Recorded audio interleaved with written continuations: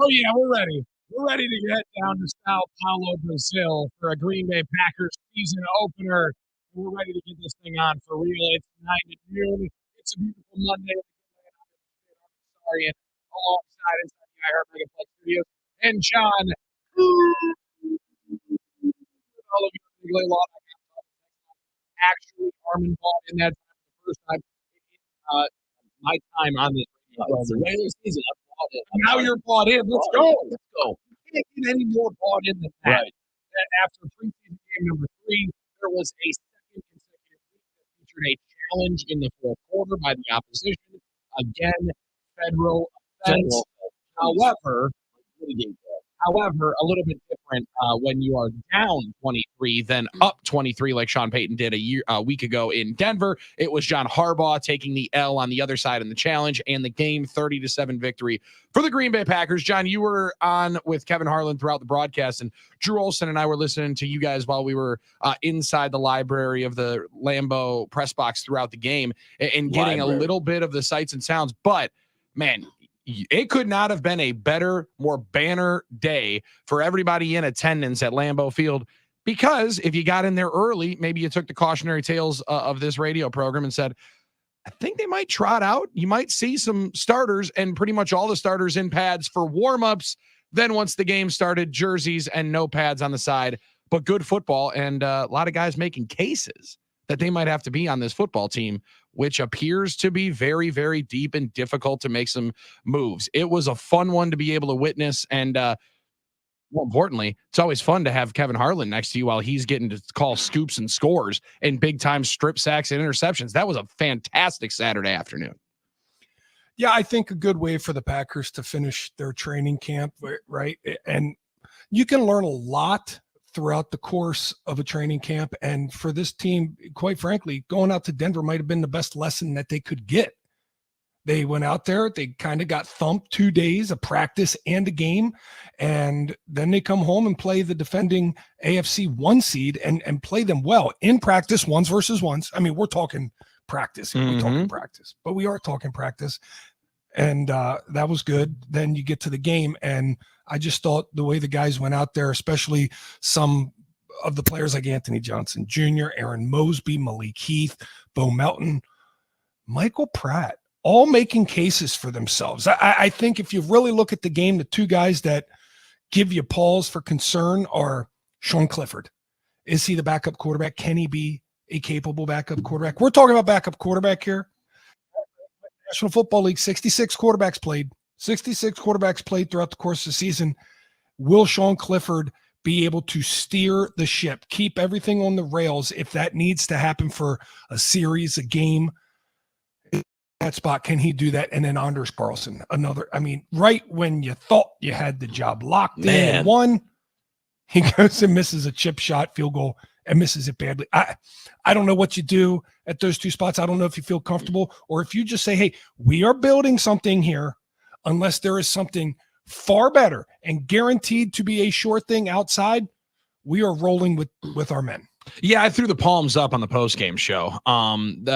You walked in wanting maybe some reassurance and confidence for your pools of the backup quarterback and the kicker spot, right? Sean Clifford and Anders Carlson both came in as the incumbents, both came in the leaders of the clubhouse. And John, to your point, both probably fell flat on their face at that point in being able to lock up said job. Now, I don't know that either did enough to fully hand it over to the opposition, right? Like Greg Joseph, I think, had to make up a lot of ground. Anders Carlson's last kick being the length of an extra point and it pushing completely across the goalposts. Yeah, it was crazy. That doesn't help. However, I think he had to make up a lot of ground. And John, if it was just the first half for Michael Pratt and you don't take in that second to last series where my man torpedoes into the tackle and gets the wind knocked out of him. And seemingly that was what Matt LaFleur was most upset about in the post-game press conference when he was joking about it of we just can't double down on the mistake and hurt ourselves in that position.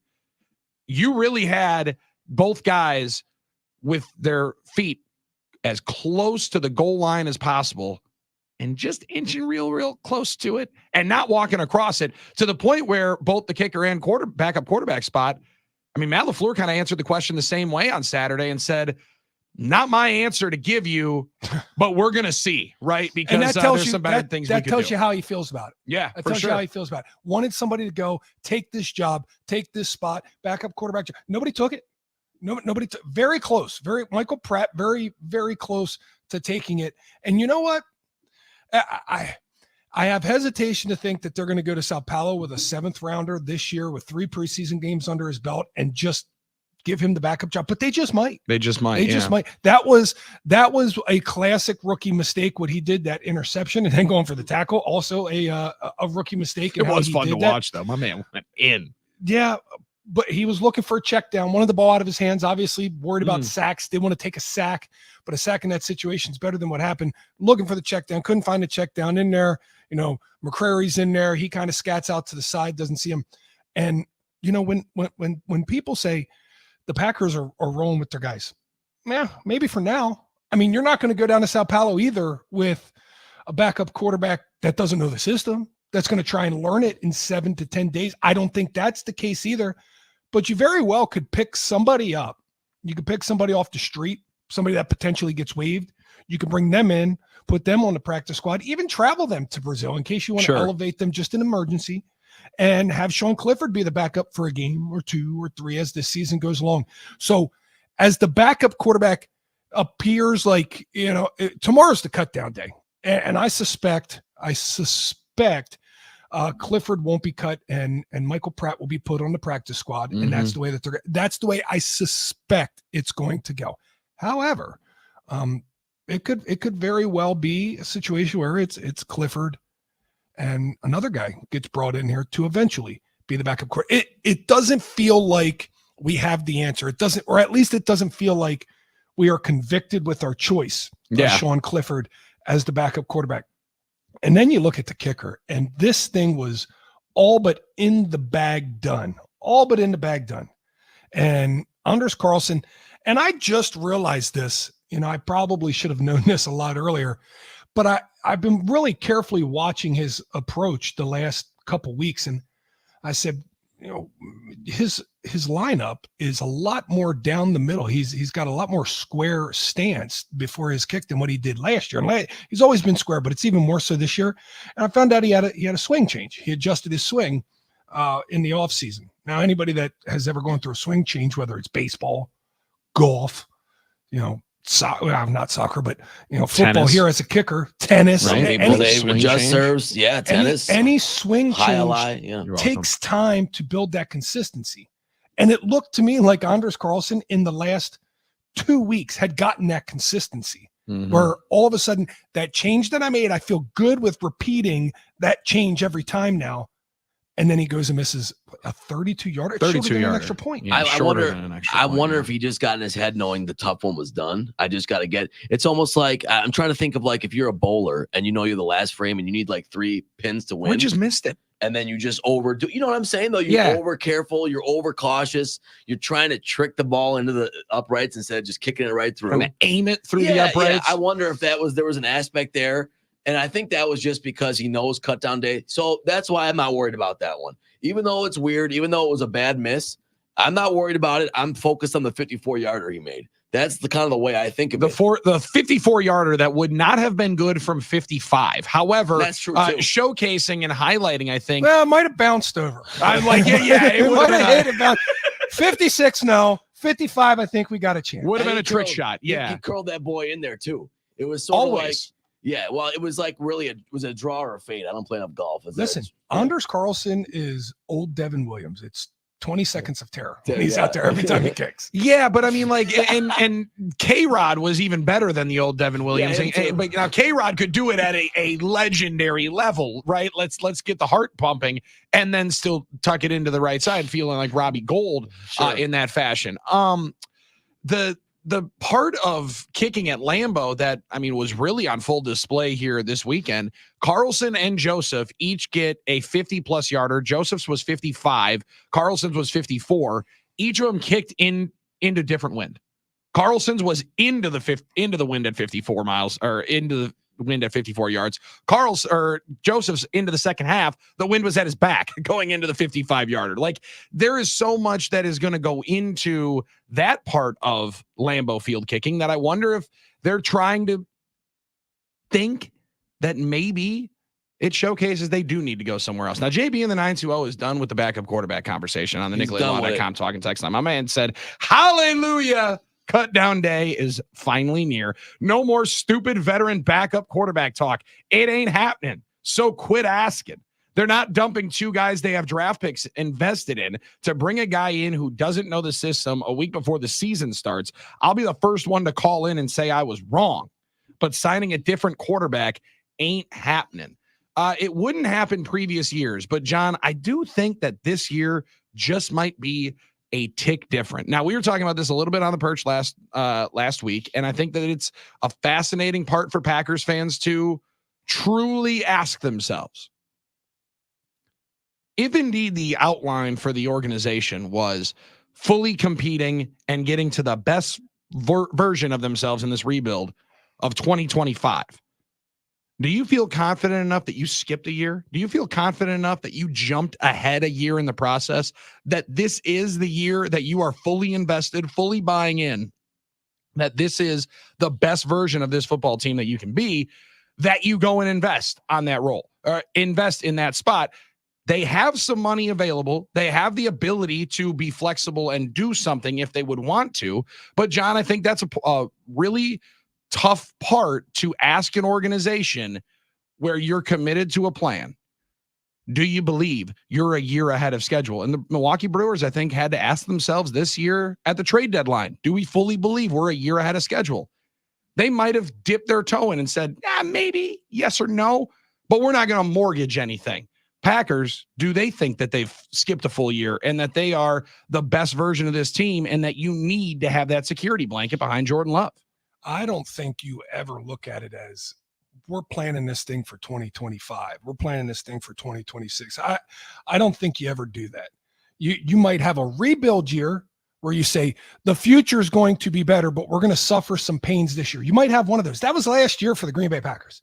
That was last year where you say, okay, we're not going to go out there and buy ourselves a quarterback because we might have one here. And if we don't, then we know.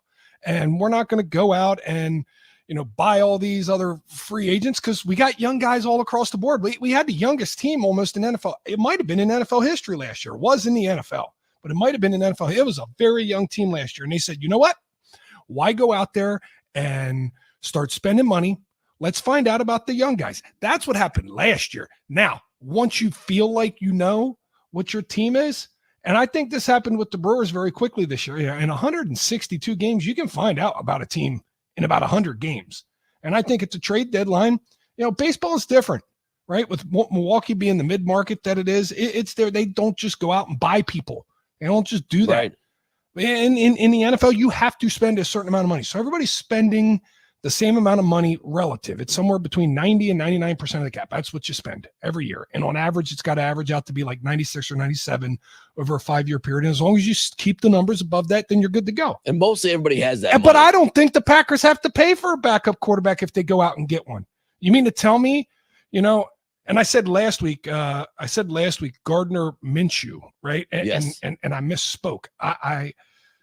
Taylor Heineke is who I meant. If Taylor Heineke, who's the third string down in Atlanta, if Taylor Heineke gets released, do we take a flyer on him? Hey, we'll pick you up, bring you in here, get you on a vet minimum deal. Do you think Taylor Heineke's turning down a job anywhere? I don't think so. Oh, absolutely not. He wouldn't turn it down. I would agree with you. I don't see why he would. I don't know why Taylor Heineke and Gardner Minshew feel like the exact same guy, but that's Taylor doesn't have long hair. Right. Yeah. Very different cats. But but that's it. We've all been there. It's okay. But both replacement level guys. And well, that's my point. They're both, neither one of them do you want to start on your football team. The Raiders are going to have one of them start their football team. Neither one of them do you want to have to start your football team. But I think you feel pretty good if they're the backup on your team. Well, I think you have a good feel about that guy potentially coming in a spot where your quarterback is going to miss a drive, a game, maybe a couple games. You would feel okay. But again, then you're also admitting the fact that your development wasn't good enough to get one of these two guys out of the draft to be better than Taylor Heineke. And is that hard for teams, you think? And I think that's hard for an I organization and a coaching staff to admit. So No. ego has a lot Fifth to round, play seventh round, no. Fifth round, seventh round, no. I mean, nobody knows. Nobody knows if this was Right, John, but a I'm not second talking round about pick. I'm not talking about you looking and identifying. I'm talking about if you're developing quarterbacks, and this is what they wanted to get back to, of developing these young quarterbacks as backup guys, to say you've had Sean Clifford now for 2 years and he's not better than somebody that was a third string cat on another team. I think that's a tough pill for them to swallow and say, yeah, he's not going to get better. He's not going to be better than what that guy is right now. Oh, see, I disagree. I don't think I don't think a general manager, and especially Brian Gutekunst, but I think most general managers, they can't think that way. They don't think that way. If they did, You really don't think general managers think that way? I think there's a few around the league that have made that prideful mistake. A very few. I think Very most few. of them. Okay. Yeah, I think most of you think there's more. I very much think there's more. You Yeah, think I think there's what gives you that impression? that there's at least 6 or 8 guys fired from the job pretty much every single year. That's because they stink. Right. And People for stink at you their saying job. that there's a very select few that make that mistake, I think there's guys that make that mistake every year. Well, yeah, it's a mistake that happens, but they stink. And I said, there's a few guys that some of them just draft poorly. Some of them get fleeced in trades, and some of them, their teams don't win, and that's why they get fired. I'm just saying, Brian Gutekunst is not a guy, and the Green Bay Packers is not a team that's going to say, well, we drafted this guy in the 5th round. We drafted this guy in the 7th round. If there's somebody better than them out there that's a third string on another team and gets released, they're not going to be afraid to go out there and make what they believe is their team better. But Just because of pride. Not a chance. you Not don't a believe chance. that they're not going to convince themselves or be convinced that they're going to be able to develop him in 3 to 4 weeks where there still will be better, to not see the path where they are better, and that when they need to play, that guy's a better option than Heineke. No, I don't see that. I don't see that happening for a second. It's tough Because 'cause Taylor Heineke, again, we're talking about Taylor Heineke, a guy that we've seen play football and win football games, right? We're not talking about him starting him. We hope he never plays. We're talking about the backup quarterback on this team for one singular season. Do you feel like Clifford is that guy? Do you feel like the Packers can win a game with Clifford at starting quarterback? I don't think there's that much difference between Taylor Heineke or Sean Clifford. No. Like, if you know for a week that you have to go and play a game, you prep him, you prep him that way, he's in your.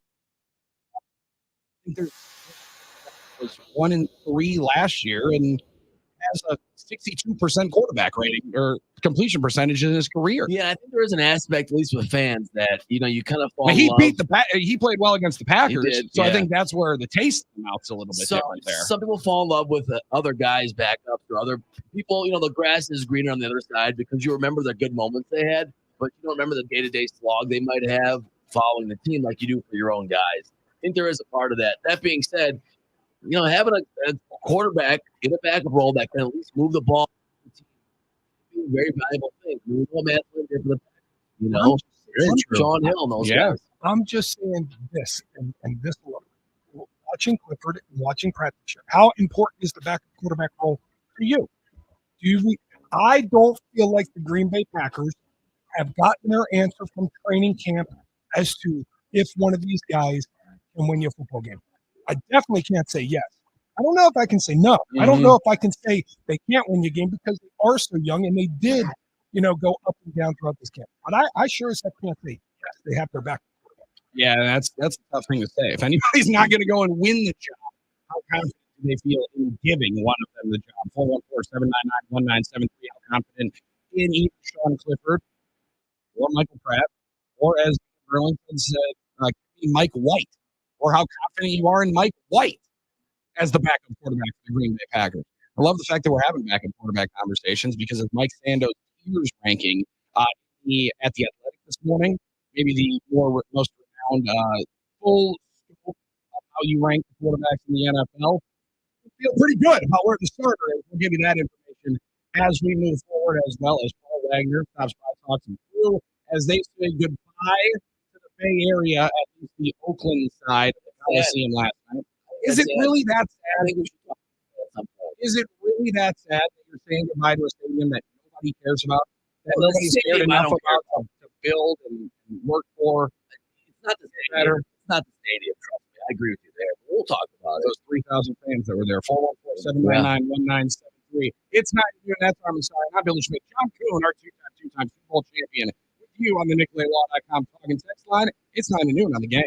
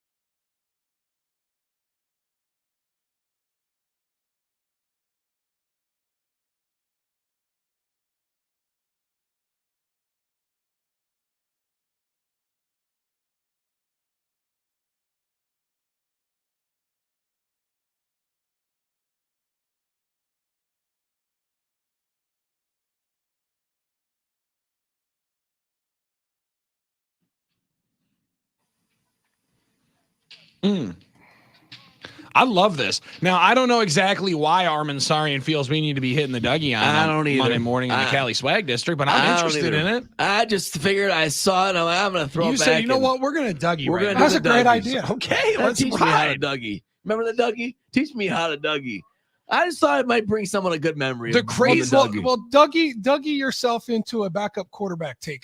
Yes. What are you doing here? You're Brian Gutekunst, Starman. What are you doing here? I think you know where me and Billy sit. Okay, on this thing. I'm honestly, I'm pursuing the streets. I'm hitting the streets, and I'm seeing if there's a guy out there that has maybe done it a little bit in a ball game that could steer the ship just for a game or two. I want the best I'm beating player. Streets. Billy's keeping and developing. What are you doing? I want the best player. I want the guy that's the best player, honestly. But there are some other factors here. If there's no, we all want the best player. Right. But if there's the question is, where is the best player? Well, if there's no clear indication who's better, or if it's like 6 of one and half dozen of the other, I want the cheaper guy. It just becomes a money issue then. I want the cheaper guy and the guy that's going to star in his role the most. I got a question for you since you've refused who's to answer my question. Who's going to hold the clipboard the best? Here's my question. Do you think there's anybody out there, Armin? Is there anybody out there that you think can do it better than Sean Clifford?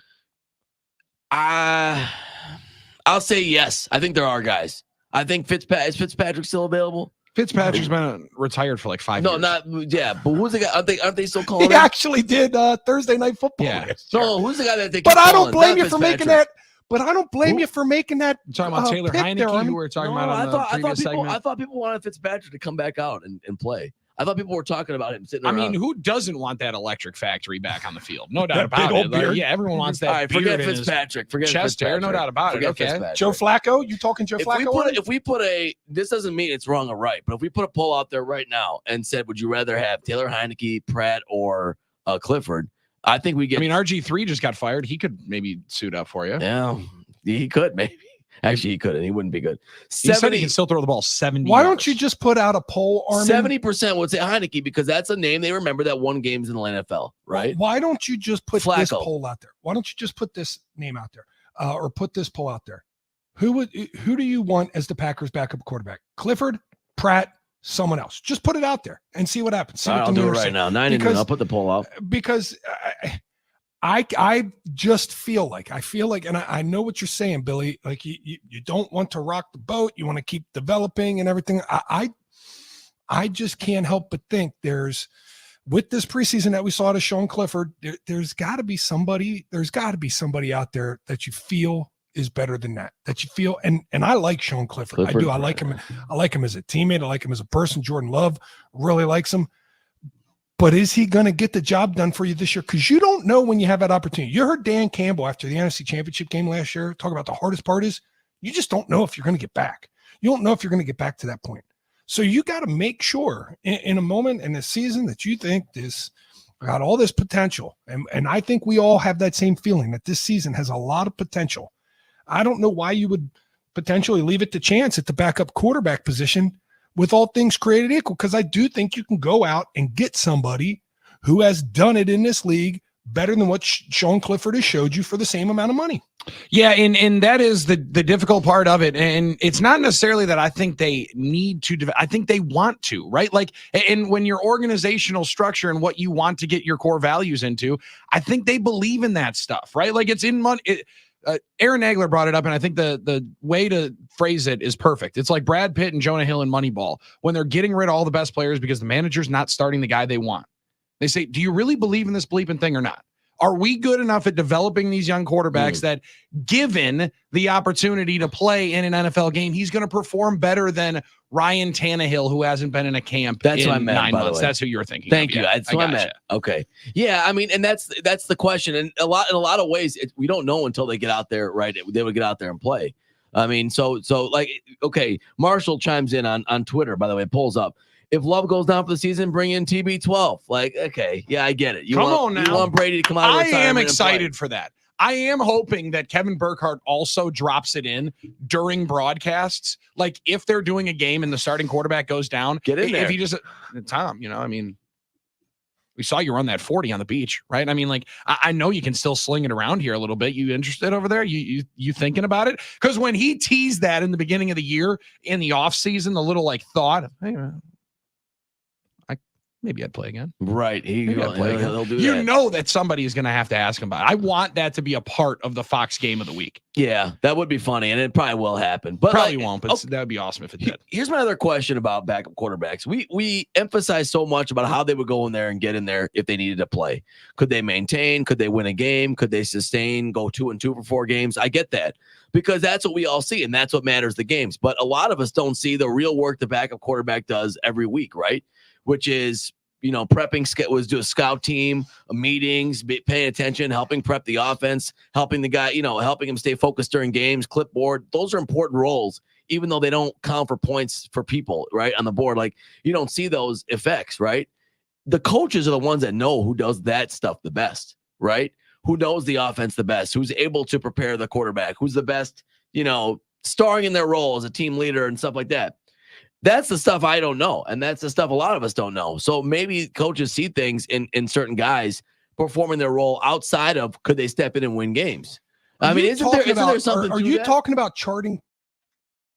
I'm sorry. Carry the clipboard 4 times. But they don't. But am I right? Are you talking about charting plays? I can teach you how to chart plays in a minute. It's not just you listen to the play call and you write it down. But isn't there like some guys will probably take that job more seriously and they'll be better in meetings or they might be smarter? Ty Detmer taught Brett Favre writing about down the plays on a piece of paper. Ty and that's is that what you're talking about? The coaches are looking for. I don't think that's all they want do. Somebody that can throw the damn ball, Harmon. I understand that, but also they want guys that can kind of.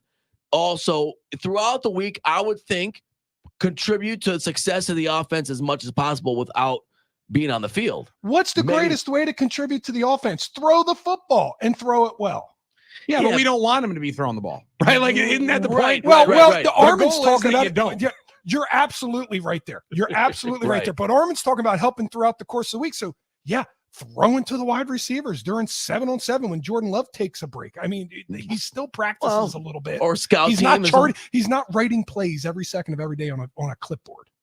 I know. I just think there are some guys that stay on teams because they're smart guys or they're veteran guys or they help. Well, you got to have a brain that helps at the quarterback position. Yeah. You're absolutely right. And I believe Sean Clifford has a brain. And maybe that's a practice squad guy. Maybe that's not the main, number 2 guy, the top backup. I'm not sure. I just think that there's probably more that goes into it other than just, how did this guy look in 3 drives in the preseason? Well, the only thing that I've gotten to look at what the backup quarterback can do on the day in and day out basis, and people will laugh, but it's the in-season Hard Knocks versions, and getting to watch Colt McCoy as how intently he took that job. Now, he ended up taking over the starting job when Kyler Murray ends up getting hurt that year that the Arizona Cardinals were the focus. But you got to see all of what he was helping prepare Kyler for the game action, right? Like that part of it, I do think that it makes sense to have a veteran guy in here that's seen a bunch of different defenses that can help, work through and take a young cat around the league. Like somebody said, Andy Dalton,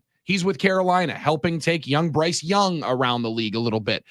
Again, this is where like the giving and really investing into the position, all those guys are gone, right? Like the Joe Flacco signed in Indianapolis long time ago, right? Like, so the dudes that people would assume to be the best backup quarterbacks of the veteran saves, those guys are all signed, and those guys have been signed to the $5 and $6, $7 million. These are the very much replacement level cats that I would think you'd also be able to, see like the Memphis Showboats potentially, if indeed it goes. So like this is an interesting spot for the Packers to be in, because maybe in 2025, and this is where the, full 3-year planning that general managers have to do for where their organization is going to be, maybe in the summer going into the 2025 season, John, they do decide to go and grab one of those guys that's going to be more than a vet minimum early in the offseason. But at this point now, you got to figure out how we're making some chicken salad out of the chicken stuff we have in front of us. It's crazy. I think they draft another quarterback next year in the middle rounds, 4, 5, 6, 7.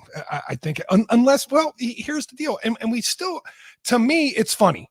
I'm pumping the brakes on Michael Pratt, and I'm nervous about Sean Clifford being a backup quarterback. It's just, I think by the time Tuesday rolls around, Tuesday evening, because this is a primetime cutting event, right? Aren't we going to do that here? I guess 3 o'clock on Tuesday. Primetime cut time, primetime cut video. That's what we're doing. By the time this comes 3 o'clock tomorrow, I think we're going to hear Sean Clifford's the backup quarterback to Jordan Love. I believe that's what's going to happen. Michael Pratt, I believe, could develop. I believe he's going to have a very good year for him career-wise on a practice squad to learn. Like he's going to have an opportunity to learn. I do believe that's going to happen. Now, my only question is, though, is it the best option for the Packers to do that? Because I do feel like I would be more comfortable myself if we had somebody with some experience come in here, because Sean Clifford hasn't shown it to me yet. Could you see him just cutting both? And then if neither of them get signed, they're both in, and then they make the decision over the weekend as to which one's going to be signed to the 53-man roster, like just to see if they could get certain guys through the initial 53, like an Aaron Mosby or something like that. I don't think they'll cut them both unless they have a guy already lined up. Okay. Because just the rare chance that they both get claimed off waivers, then you're screwed. Yeah, then you're hosed, and you're like, hey, Jacob Eason, what's up? I mean, if you're Philadelphia, I mean, just pick them up for a day. Right.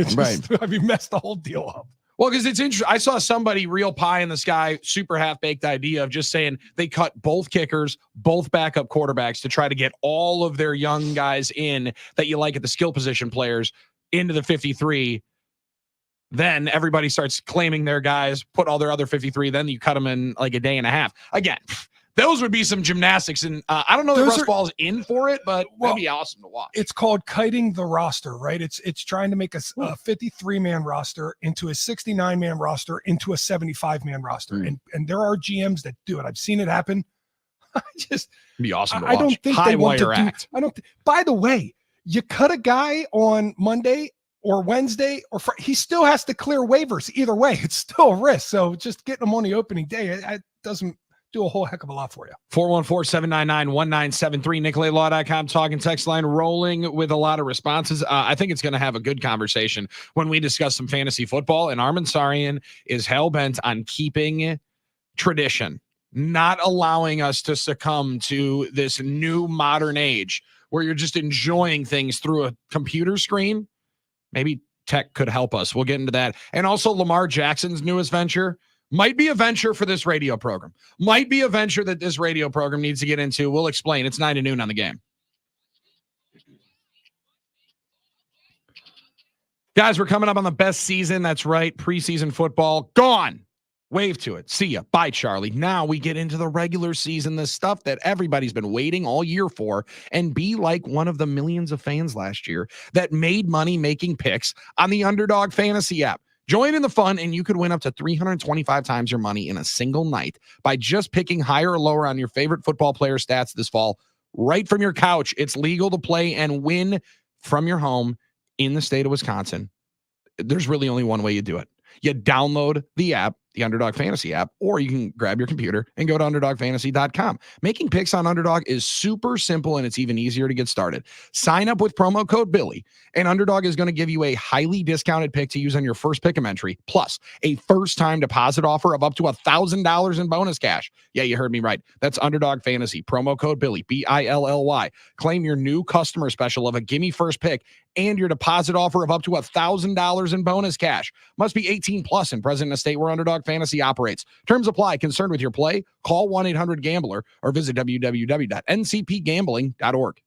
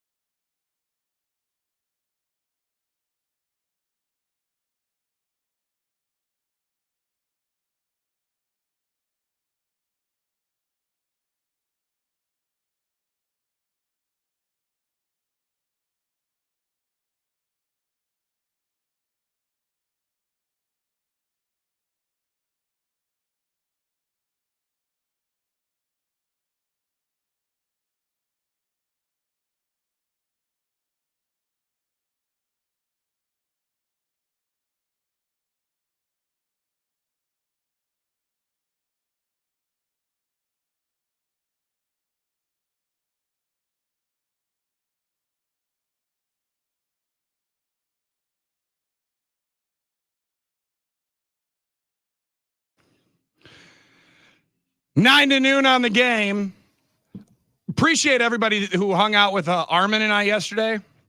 Yeah, over thanks. at Metro Market, 76 in Cold Spring. What's up? Yeah, that was fun. That was fun. There were some. God bless. Jeff, I want to say, who came and thanked us and said we listen he listens every day. And yes. our guy, I feel so bad. I'm blanking. Nick on the roof every day. He's on the roof every day. And I appreciated that because we were going through it yesterday, but we had a good time. It was a tough day, John. Listen, a little adversity is never a bad thing to start the NFL season, right? Yeah, never. Some coaches like it. Jim Harbaugh, his team, a bunch of guys got stuck in an elevator. Yeah, he loved it. Yeah, that was interesting. He said, Justin Herbert? Justin Herbert? Are you kidding? Walked out of there not sweaty at all. He was the calmest guy in there. There's no, but you know who would be the one guy to set up this little escape room? Or his wife was in there. Yeah, everybody said Justin Herbert was calm, cool, and collected. Was leading everybody. It was amazing moment. So some people will manufacture adversity. Armin and I had some adversity. Are you saying that was manufactured? Well, some people said that. Some people saying it. Some people are saying if anybody would, it would be the guy that maybe potentially had an elaborate military-esque scouting. Next level escape room. I don't know next level escape room, but I know Tim or Dan or our meat guy. Is it Dan? I think he's an elevator guy. These elevators now, especially in nice hotels, are pretty good where I don't think they're getting stuck and you're going through shafts and stuff. Elevator game has come a long way. Yeah. All right. The Four Seasons there in Denver, Armin, had crowbar marks on the inside of it's obviously been stuck. That's the Four Seasons. That's a nice hotel. That's happening. I thought elevators weren't a problem anymore. However, when I was a kid, I was terrified of that when I was a kid. If you think about the coaches in the NFL, Harbaugh probably is the first one that comes to mind to manufacture something like this. Yeah, 100%. And then the next one I would think would probably be Mike McDaniel because he's just extra goofy. And I could see him potentially thinking, hey, this sounds like a great idea. I could see your boy Dan Campbell loving this idea. Yes. So you're telling me we can shut down the elevator, see which guys cry, see which guys hyperventilate, see which guys. I love this, man. All right, man. We are going to be able to see these guys at this exact moment where they're right there, right on the edge. Oh, man. I love these guys and they're fighting for their lives, man. It's dark. Now that we mentioned it, we got to find the opening to that shaft. We got our teams on the line. We got to find the right shaft to get out of this place. You got to trust me, man. We're going to get you out of there. Hey, I will say that. Why did that sound like George Bush? That was a bad impersonation right there. That I just did. Yeah. That's why I don't do impersonations. Hold the rope, man. Always sounds like something else. Now that I think about it, Mike McCarthy could potentially be a candidate for. We're going to lock you into an elevator. He is a possible candidate. 100%. Yeah. He is in the top 5. I think we named our top 5, right? The Harbaugh brothers. I'm going to throw John in there as well. I don't know. No, John is so different. He's so different than Jim, though. They both trained under Jack Harbaugh, though. Who Jack Harbaugh would have created this. Yeah, well, you can't get that. You can't get that grit. Right from Jack, right? They all got that grit. You can't get rid of that. They all have that grit. Yeah, that's. But it seems like one brother got grit because he literally ran into a brick wall a bunch of times, and it's like the other one got grit from being. All right, now I'm not going to bang my head there, but I am going to lift some weights. Like I'm going to not do that. Tell me you don't get the same impression. Like you got the one Harbaugh out there running around. But the other one is always just kind of under control. Jim's kind of weird about him. I do agree with that. Yeah, John Harbaugh does look like he did the don't do as I say, not as I do. Okay, that's how I'm going to learn from Jimbo. That's going to be how I take everything from Jimbo. Great work from John Harbaugh, by the way. I don't know that we were able to make mention of it last week before we got off the air. Love John Harbaugh shouting out Bob Harlan. I love him shouting out Bob Harlan and talking about how the development of Green Bay. He's like, none of this happens if it's not for Bob Harlan. Also, I didn't know Bob Harlan's other son. First off, didn't realize Brian was also an NFL agent for NFL coaches. The agent for John Harbaugh. Fascinating family tree right there. Probably a good job to have, to be an agent for the Harbaughs, right? Probably not a bad gig. Yeah, probably not a bad gig. Coach, what was it like sleeping on the elevator floor? It doesn't feel good. It's rough. It's hard. Well, I'm just thinking if he was on the elevator, I don't know. Coach, you think you can get out of this elevator and get your team out? Let's just state the facts. I mean, I'm a highly successful NFL head coach. I know that. Did you get hungry when you're in What's there, with the Coach? music I behind put it? my family on the Mac Attack hamburger, so it's an eclectic approach to a hamburger. That's what they were eating when they were in there. Okay. Here we go. Are you? You know what I love? afraid to I get love down when here? one of my favorite things Try. is when Armin reaches on here and neither one of us say anything. I know. I'm waiting for. A It's one of my reaction. favorite. It's probably one of my new favorite things. I like to on think- 9 to Noon I- is when Armin reaches for a giggle and he gets silence. Well, Yeah. should I We just need to get a stop crickets trying? effect potentially in here. No, we Should love I that stop you keep We're not trying? going. scared to talk. No? We're not scared to talk about winning world championships and Right. what you have to do to win world championships. That's what we have to do. We're not scared to do it. Yeah. So that's fine. Yeah, you can't be scared to make a mistake. You got to be unafraid. You need to be ready to take that opportunity. Right. You Absolutely. got a dream. Go chase The it. expectations of our program at Wisconsin are to win Well, championships. that's a different guy. That's yeah. It's still win championships. Our right. program at Wisconsin are to win You know championships. that was Macintosh. what- That's what's a different Chris Mac. McIntosh That's doing a different Mac. I had it labeled Mac. That's a Different Mac, huh? Okay, all right, sweet. Well, we're gonna get the Both Paul great sound Wagner. bites. Both Not a great fake sound bites. Paul Wagner, the Paul Wagner who pitched for the Pittsburgh Pirates and Milwaukee Brewers, also that Cleveland baseball team, and pitching coach for the Lake Country Dockhounds. Their playoffs are right around the corner. We're going to get a gut check on that with Wags and also talk about the Red Hot Crew. As right now, Baseball Reference has a reason for Brewer fans to get real excited. I can't wait for Wags to hear this number and this stat. An analytic that I'm bringing to Wags so he can make fun of Armin next in hour 2 at 9 to noon.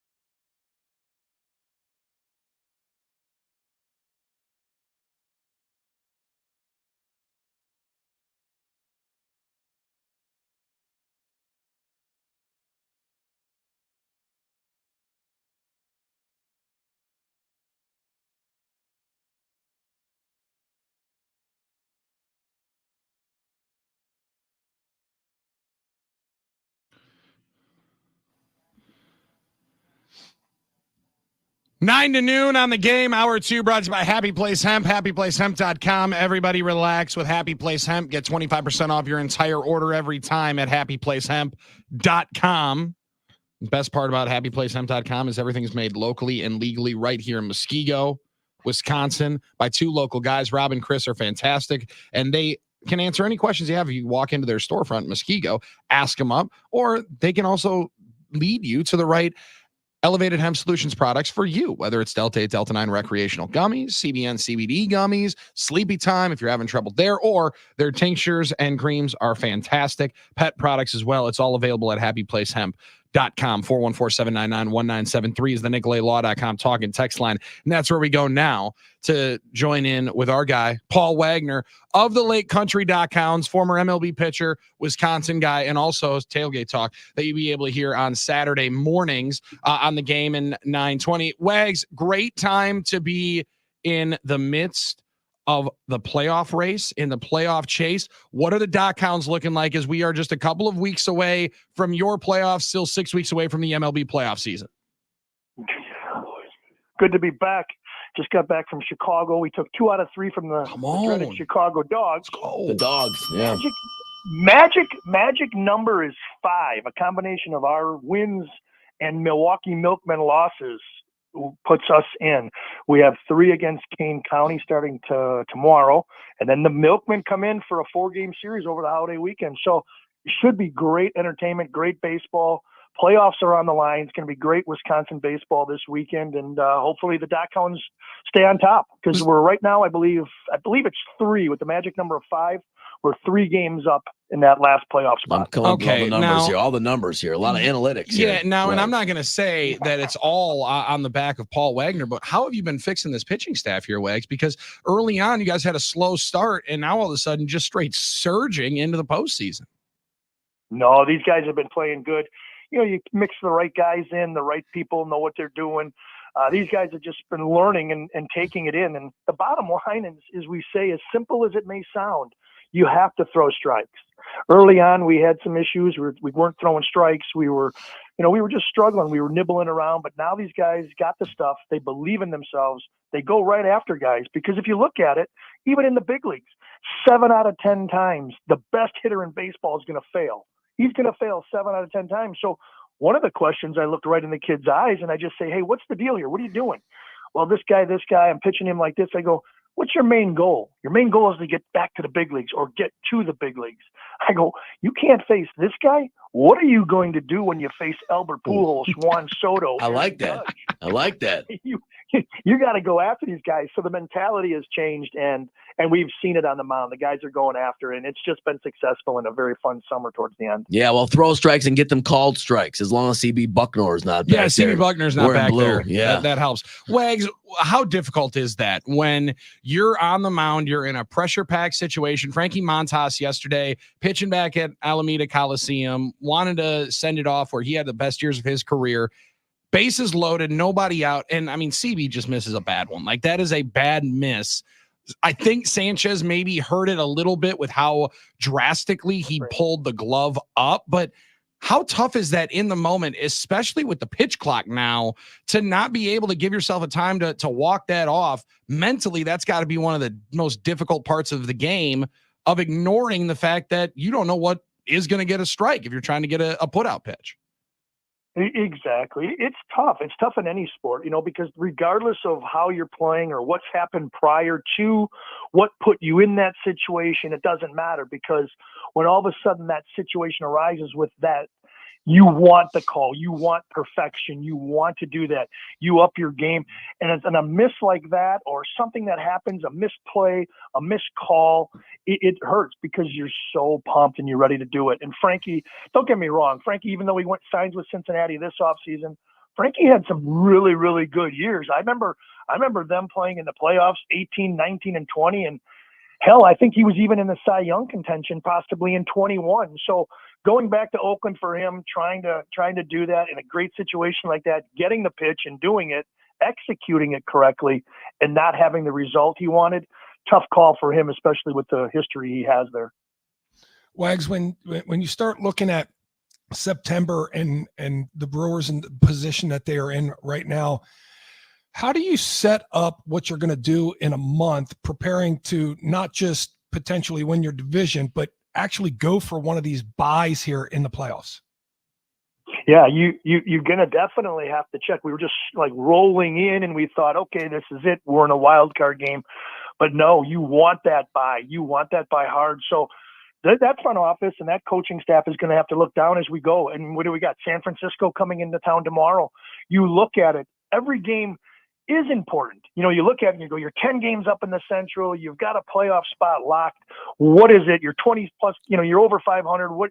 No, you know what? You really want that. You got to take advantage of that. And the reason why I believe they have to is because you don't have that dominating, and I'm just going to say a name because not really this year, but in years past, you don't have a Verlander, you don't have a Scherzer, you don't have the Corbin Burns. So they're going to have to play some sort of matchups. And when it comes down to it, when they say at the end of the year, when they say last 5 games of the year, who do you want to play? They really won't say, or they will say, you know, on the surface, doesn't matter, we're just happy. But there are definitely pros and cons to each team that they could possibly face. And the Milwaukee Brewers will do everything they can and for themselves to be put in a situation where they can take on the opponent who they best analytically fit.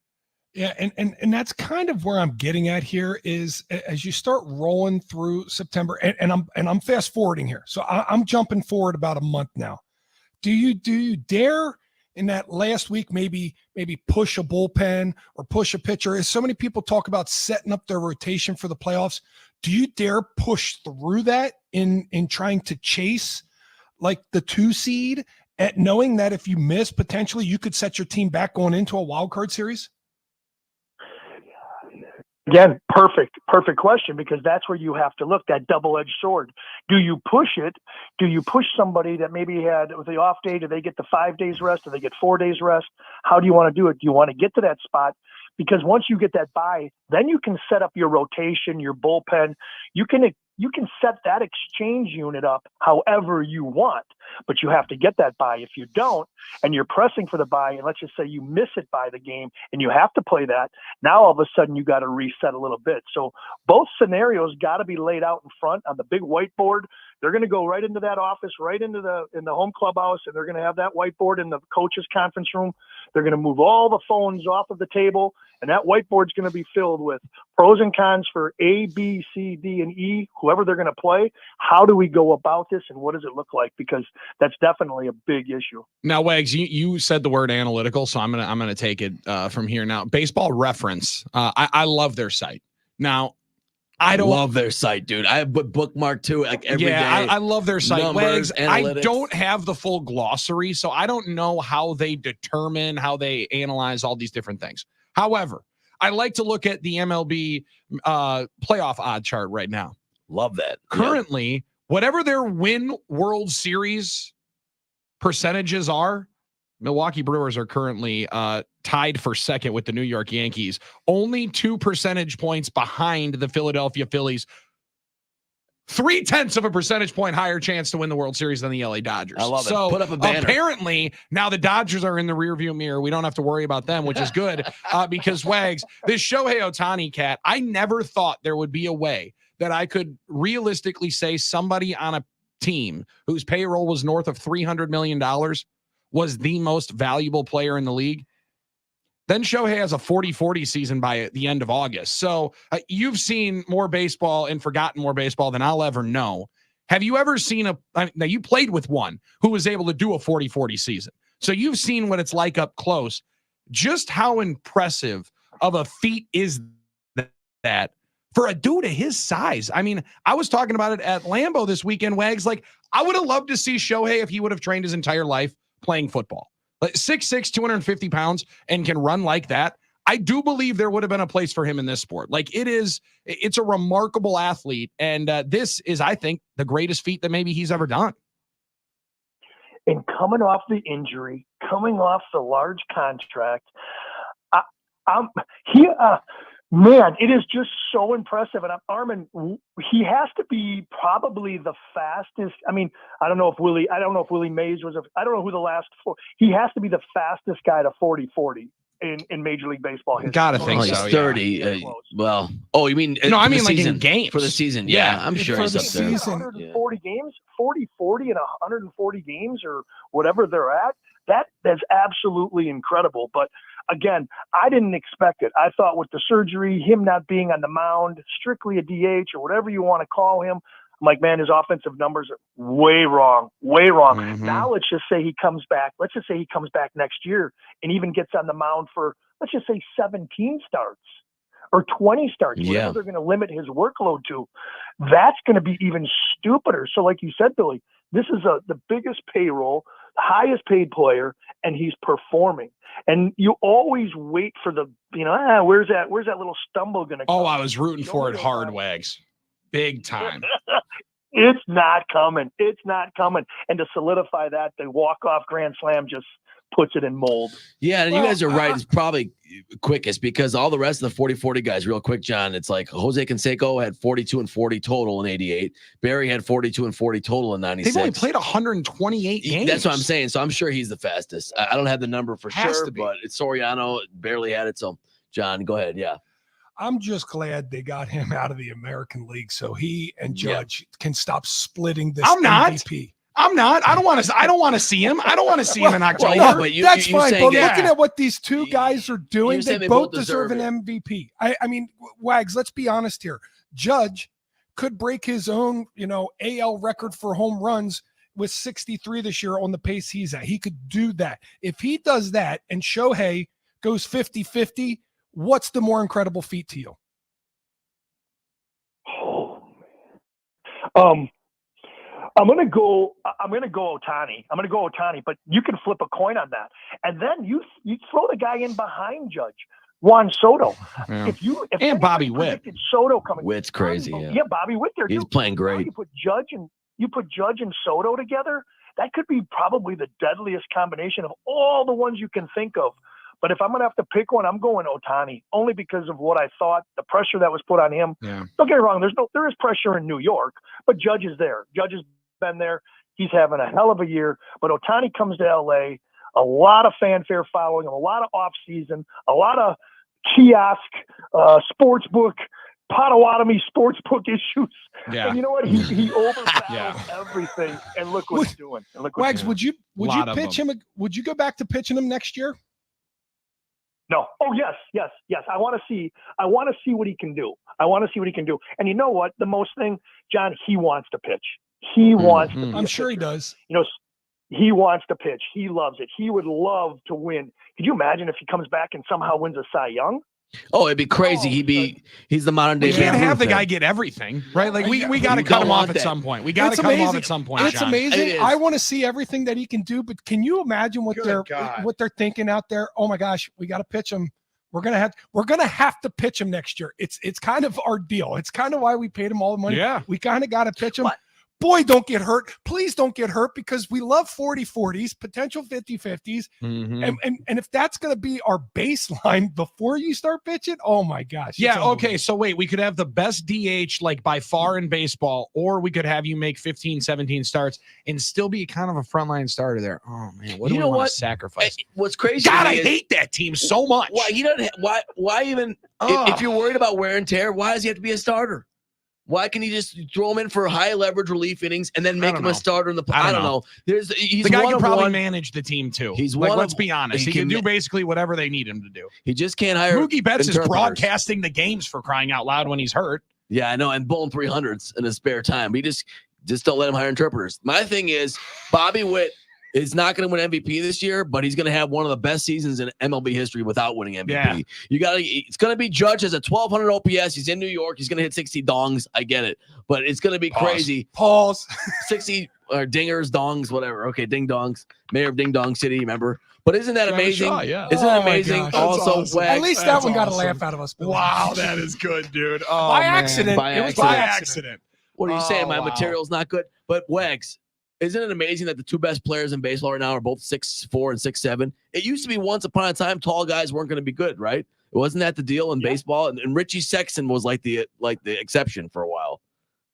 Yeah, and before Dave Winfield, there was nothing. You thought long arms, long limbs, Right. multi-sport, big tall guy. You can't get to this and he can't get to that. He's got to adjust his swing.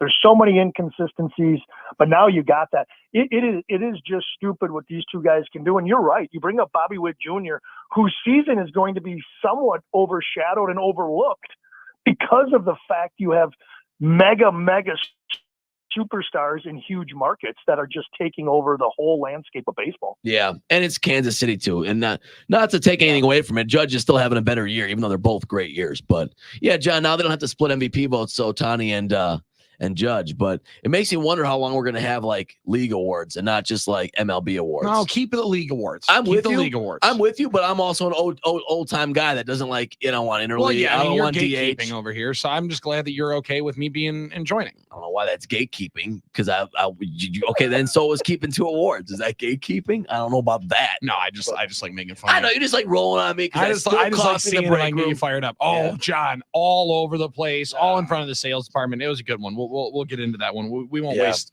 Wags' time with that. But Wags, one message. This one from Mark on the NicolaLaw.com talking text line. Uh-oh. Hey, let Wags or ask Wags when the Dockettes will be there again. Holy cow, I missed them my first game. That was fun. Dockettes will be there coming up on August 31st and September 2nd. So you guys really going into the holiday weekend. Got the dance team there as well. Got the Milkmen in town. Anything else people should know before heading out to WBC Park coming up for the stretch run in the playoff chase? Come on out here. Either way, we just want the fans out there, and there's going to be a drone show. I haven't seen it yet. I've just seen pictures of it and video of it. There's going to be a drone show. There's going to be fireworks. This last weekend is going to be exciting. So if you want to get some baseball, if you can get off the grill, get out of the water, get out of the casino, and you want to just jump on down to Last one's tough for a few days or for a few hours, come on down. Come on down. We'd love to see you. I'll get out of the grill, the water, off the and the grill, casino. off the water. Sounds like a hell of a weekend. That's what I'm talking about. $2 hot dogs, $5 Lake Louis for all remaining home games.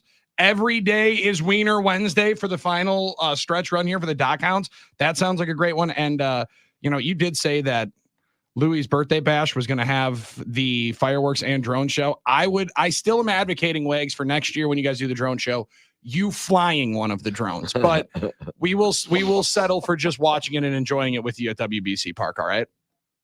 Awesome, boys. Have a great rest of the week, and I look forward to talking. We'll figure it out with football season. Packers, we'll figure out something, Armin. And sounds good. This guy knows. We'll make it work. We're gonna have you on for sure. Yeah, we'll be talking to you, playoffs. Wags. We'll be talking to you, Wags. Wags knows. He can see the future. Wags knows. Wags knows what's up. He knows. You bump. I'll go from Monday to a Tuesday. We'll make this Fly work. drones. We'll make it work. Yeah, I'll fly drones. Wiener Wednesday, everything.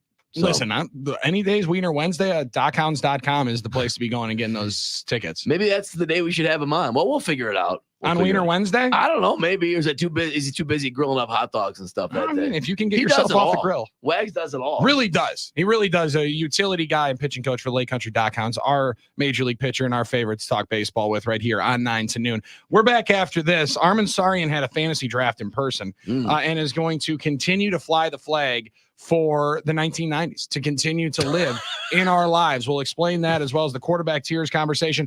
And we've been asking you who you want for the starting quarterback. Update our 9 to noon Twitter poll question. Hey, same goes for the kicking game, folks. 414-799-1973. We may have settled one debate. How do we settle the other? We'll try to next 9 to noon on the game. John Kuhn here for Pella Windows and Doors of Wisconsin. And how do you say welcome when you have guests over? Well, you should say it with the new entry door from Pella Windows and Doors of Wisconsin, because it's the first thing anybody sees when they make it to your house, and you can make it memorable with Pella Windows and Doors. Now, you can also say it with color, because the possibilities are endless thanks to Pella's custom colors. You can pick nearly any color in your imagination. Also, say it with class. Pella's premium doors stand out because of their distinguished craftsmanship. You pick every detail so you know you will love it. And finally, say it with a great deal. Get 0% interest for up to 3 years with no money down and equal payments. Now say it with me. 0% interest, 3 years, no money down, and equal payments. But you got to hurry. This offer ends August 31st. Certain restrictions apply. See showroom for details. And please, when you go in there, tell Gina Della that John Kuhn sent you. Visit PellaWI.com today.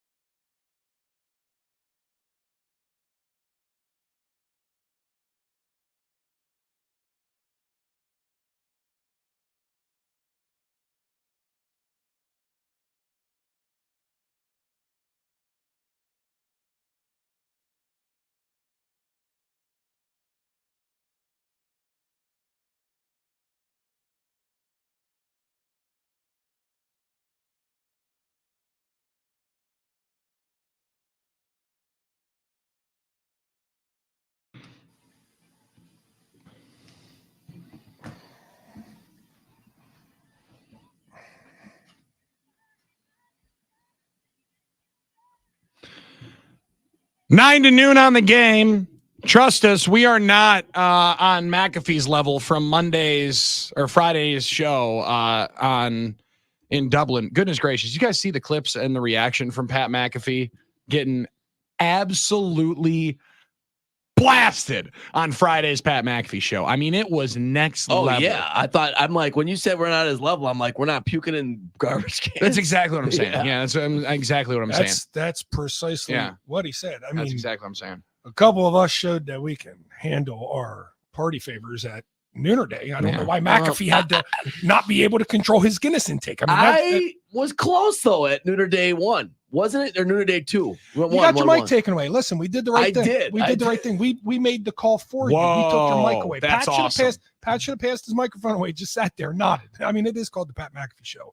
By the way, boy, has this. I mean, this industry has changed. I heard all of it this weekend. Oh yeah. If you told me even 10 years ago, but I mean, especially growing up with the way SportsCenter was, you told me someday on ESPN, I would be watching people drink beer, get schmammered on the line of brown to blackout on television. Yeah. Get schmammered while talking sports. Yeah. Okay, I get the talking sports, your ESPN. Get schmammered while talking sports. I mean, that was some wild, outrageous stuff, and he is proving that he is uncancelable.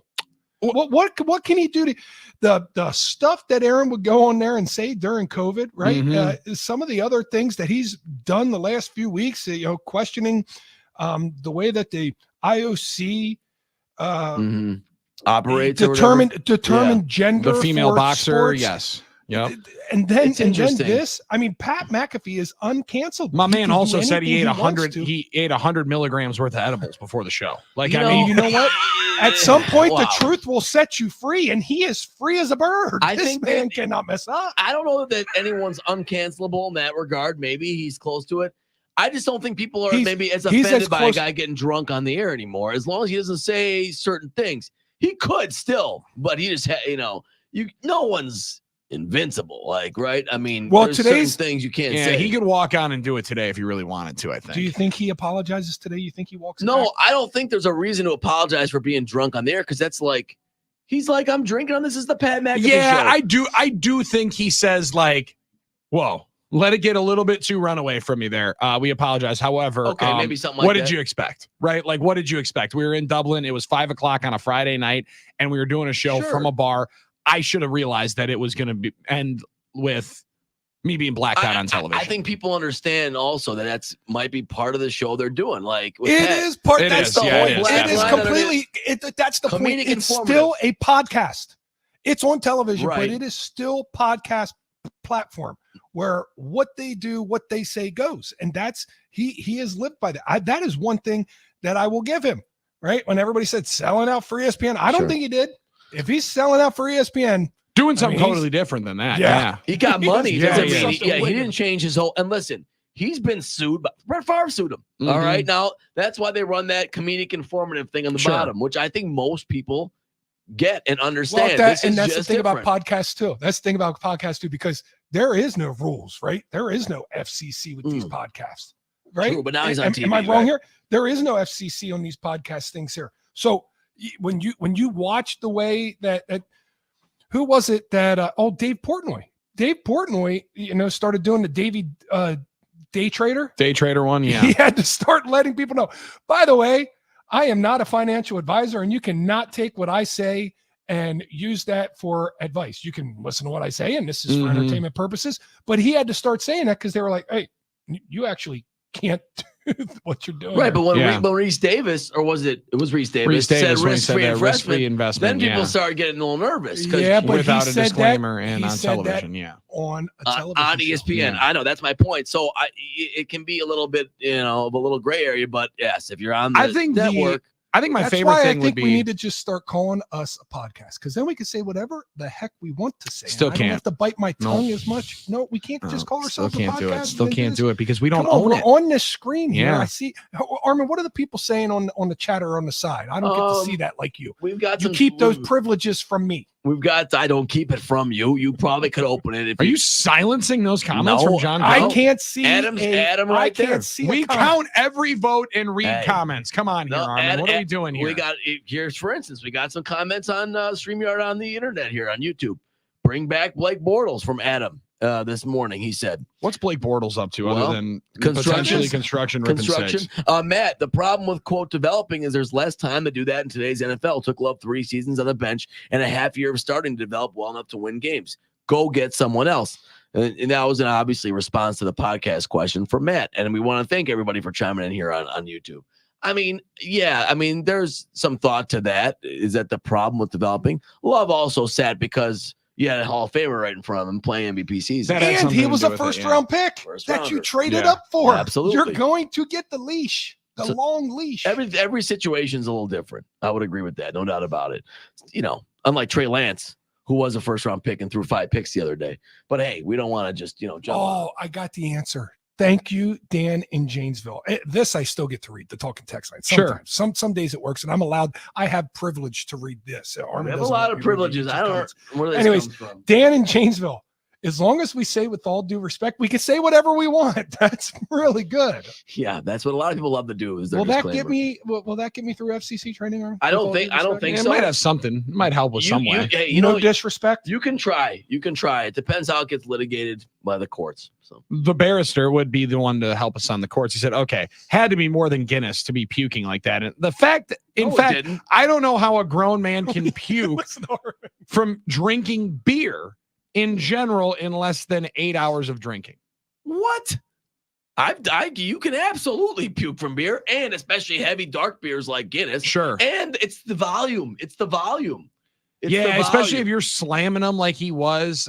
He was getting a little aggressive. I think during the Saban interview, I counted that he slammed like 3 beers while Saban Yeah. was next to him. He was delete button all of them. Just whoop, whoop, whoop. And Bloop, bloop, bloop. listen, I have That's- been in a That situation. was my portal sound. That's now my delete Yes. beer sound. Bloop, bloop, bloop. It's a better one, right? Because that is really 3 gulps and it's gone. Because we've all been in that situation, John, where all of a sudden you get coaxed into having one and then you slam another and then somebody hands you one and you're like, Yeah, well, Nooner Day. Yeah, sweet. And then all of a sudden, yeah, but even more so, I know. there's the day in which it ends in Y and you have a couple quick too quickly. And then all of a sudden you're sitting here saying, oh boy, that happened real quickly. Yeah. Right? Like the Just comes boy back up. that escalated quickly. I've been that Ron Burgundy meme a couple of different times when all of a sudden you said, hey, we're going to do a power hour. Sweet. All right. Sounds good. I don't have a shot glass. So I'm just going to take a big old gulp. And instead of having the 1.5 ounces of beer, John, every single minute, you're having like 3 or 4. Sure, you're And drinking all of a sudden more. you look and you've finished 10 beers in an hour and you're saying, this is going to be one of those nights that, as JB in the 920 said, oh my God, haven't heard the term browning out in a while. One of the best terms that I have heard, not knowing to where you were in a conversation right around 2:30 in the morning. Yeah, the issue for Pat McAfee was that browning out stage was at about 6:30 at night in Dublin and about 12:30 local time on a Friday when people were saying, either somebody's got to pass me a pint or I'm going to have to turn this show off. Yeah, Like- I think it's happened to all of us. We're just usually not on air to get that shaboozy. Do you know what I mean? Like, just in general. Well done. Shaboozy, tipsy, but you get my point. Well done. Yeah, we got that one. I Yeah. will golf Tip of the cap. tip the cap to him Yep. on that one. Yep. Just the golf one. Oh, okay. I was going full little Jeter kid with the Oh, you were hat. going Yep. full Jeter kid? Full No, I'm Jeter just, kid. I'm just golf after I make a 3-foot putt. Yeah. I was supposed to do that. The worst That's what for- you're supposed to do, Armin. You're supposed to have quips like that. Yeah. That's what producers do. Well, That's fair. I've been That's trying fair. to do that. I've been trying to have quips. Just because they don't all hit doesn't mean I'm not still batting Clips and pretty quips. good. You know, you gotta know when they're the gonna worst 2 hit. If they're times not for going to me. hit, you don't say them. You don't just throw darts at the board here.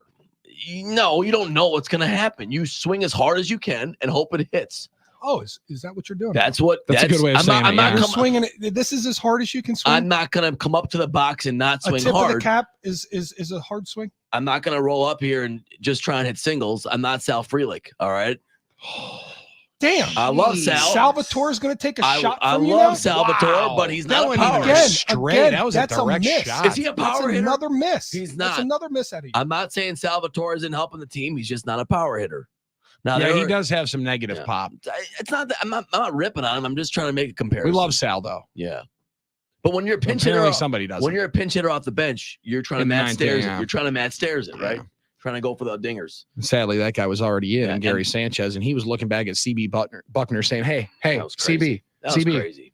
over here, strike zone, right here. I don't know That what was he's in looking it. at. I don't Let's know. figure it out over That here. was crazy. Reminded me of Little League ump one time that said, just so you guys know, before the game, he's coming up to 7-year-old saying, I call him a little higher. And I remember thinking, why don't you just call him in the strike zone? I said the same thing as an umpire to 7 and 8-year-olds, though. Oh, you did. 100%. Let's get swinging. Come on. That's We're true. up here to swing the bat. We're not Oh, sitting yeah. here waiting for the tees, John. Come on. You got to open up Yeah. the strike zone for 7 and 8 Well, year he olds. He knew It's at a that lot harder time. strike. First of all, it's a smaller strike zone, and these kids aren't as good as the major league players. Correct. Open it up. Open it up, and more importantly, ump's way too hungover back here for this game to be a 3-hour game. We're gonna have to move this thing along quickly. That was why my umpiring days were quickly cut. Not the Very, very $8 a short. game type of thing. No. Two very, very different thoughts here for the NicoletLaw.com talking text line. Rhino said ESPN knew what they were signing up for with McAfee. To force him to apologize would be laughable. Then Red Hot Tim Knott said McAfee should just crack a beer open to open the show There today. you go. Double down. I wouldn't be surprised with either one. It'd be really cool if he came and he just opened it up and he said, "Hey, listen, guys, it was a long weekend. Hair of the dog. Hair of the dog. Hair of the dog." Welcome That's to the it. Pat McAfee Show. That's That was it. Okay, better. All right, Better, Armin. There you go. We All can right. work with this. Okay. I see you, Armin We are Sarian. developing Armin Sarian like a backup quarterback. Well, if you're backup if I'm, quarterback if or a I'm kicker still like we're being trying to do. if I'm still being developed, that's bad news for what you're developing. You're still, you might be hitting 54 yarders, but you No. still might be missing extra points over here. There's a good drop. You've I'm been going here to use forever, for that. so I'm going you to find. get a long leash.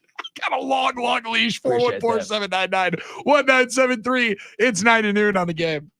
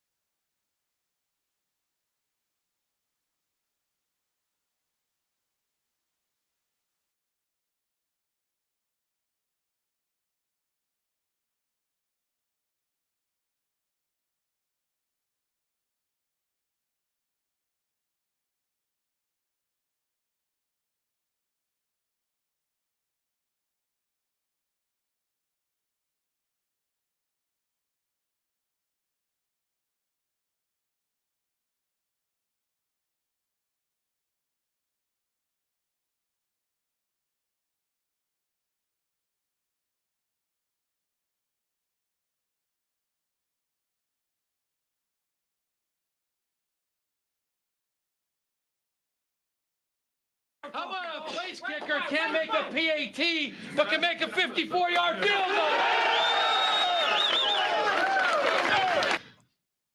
Now, that clip from Mike Holmgren featured in the 1996 VHS tape, 30-minute run through of the Green Bay Packers Great championship season. Great. I love that thing, man. I've watched that. Yeah, it's the highlight video from 96. That was about Chris Jackie. But I'm Mobbed telling on you, the field, a 54-yard field goal. Oh, Jim Irwin's Jim's call is awesome. I don't that know. one. There's much I've watched more than that thing in terms of total times. Maybe the Hoosiers. I've watched Hoosiers a lot, but I've watched the 96 NFL Films Packers highlight video a lot, to the point where I could probably recite most of it. You know what, Armin? Yeah. I bet We've you heard- could. And we've heard Yeah. you say that a lot on here. Yeah, a few You've times. told us that. Have You've I said that a reminded us. lot? Yeah. Very Well, and I've doubled down with him, John, to try to make me feel good, because that was like the first hard copy piece of Packers footage that me as a very, very young pear shape had when I was like 4, 5, 6 years old, just starting to watch football. So I used to watch that before every single or on Sunday mornings. Yeah, it's Before- good. That's good. Before what is and still, I believe, is my favorite NFL weekly episodic show, the NFL matchup show. Now, it used to be at like 7:30 in the morning on Sundays. Then they decided that they were going to make Greg Cosell, Sal Palantonio, and Darius Butler do it at like 11:30 on Saturday nights and just bury it. Now, again, John, it's promptly right in the lead up of game day. And it's one of my favorite things. It's one of my favorite pieces that they do where they actually show game footage and walk through some of the matchups that you're going to see. So I've heard that one a lot of times, but it then became part of my ritual, which I know a lot of Packer fans are excited to get into their game day ritual coming up here soon. my favorite to watch for years. And why am I forgetting? Sunday night Countdown. Sunday NFL Countdown. Are you talking about? Oh no, you're talking about NFL Prime Time. NFL Yeah, Prime. with Berman and Jackson. NFL Yeah, I mean with Prime, Berman yes. and Yeah. Tom what was- Jackson. That was Oh like, my yeah. gosh, Come on that now. was the Yeah, that was greatest. the best because it was That like was the great, and it was an SportsCenter hour, just for football. and it was an Yeah. hour long, and it was every game that played that day. You could get completely caught up, knew exactly what happened in every single game. Chills There thinking was- about it. There was less talk about themselves the game, and between the nicknames that Chris Berman would come up with people and Tom Jackson's Tom was so incredible good. analysis, Straight of up what happened on the analysis. field. It was so It good. was outstanding, and you knew you could go into work the next day or school, in my case, And get caught and up. talk about every Yeah, game. you're caught up. You could 'cause- talk about every game in yeah. a time when they didn't have NFL Red Zone and you couldn't watch every game. You could Huge. know what happened in every game. Now you just don't get it. You get the fastest 3 minutes or 2 minutes or whatever they cut into now on Monday Night Football. Yeah. But that's it. NFL primetime was more important than SportsCenter on those days because you got the 4-minute capsule of the game. You got the highlight, you got the storyline, and you got the analysis for every single game. They'd and you're also right, pop Berman and up the- Jackson were so good. Pop up the box score after the game, and you get to see like what the Oh. quarterback numbers were. All that. Running back. Yes. Yes. It Oh was my so God. incredible. It was the best ever. I love that music. little stat recap at the Yes. end with the mini box score. Whoa. And I really loved at the end of the year when there were multiple teams fighting for a playoff spot, they would be Yes. doing highlights from multiple games overlapping each other, letting you know just how Like crazy as it was happening in the Yes. time. Oh, it was A good one. unbelievable. That show was the best. If you remember, it was Mhm. either 99 or 2000. There was a good one where the Packers were going for the last wild card spot on a tie break, and the tie break rules, if I remember correctly, were point differential, and the Packers kept calling timeout and trying to run up the score because someone else was scoring, and they were going back and forth. It was a good. I'll try and find it. It was a really great primetime episode. That was a crazy time. That I remember that Packers were up big, calling timeout, but just getting the score, and then Sherman's going like this and get him on the. I think it was Sherman. Maybe it was Holmgren still, but I don't think it was. So man, that was exciting too. It could have been Ray Rhodes actually. Maybe that was a Ray Rhodes year. Don't remember, but that was. I totally agree.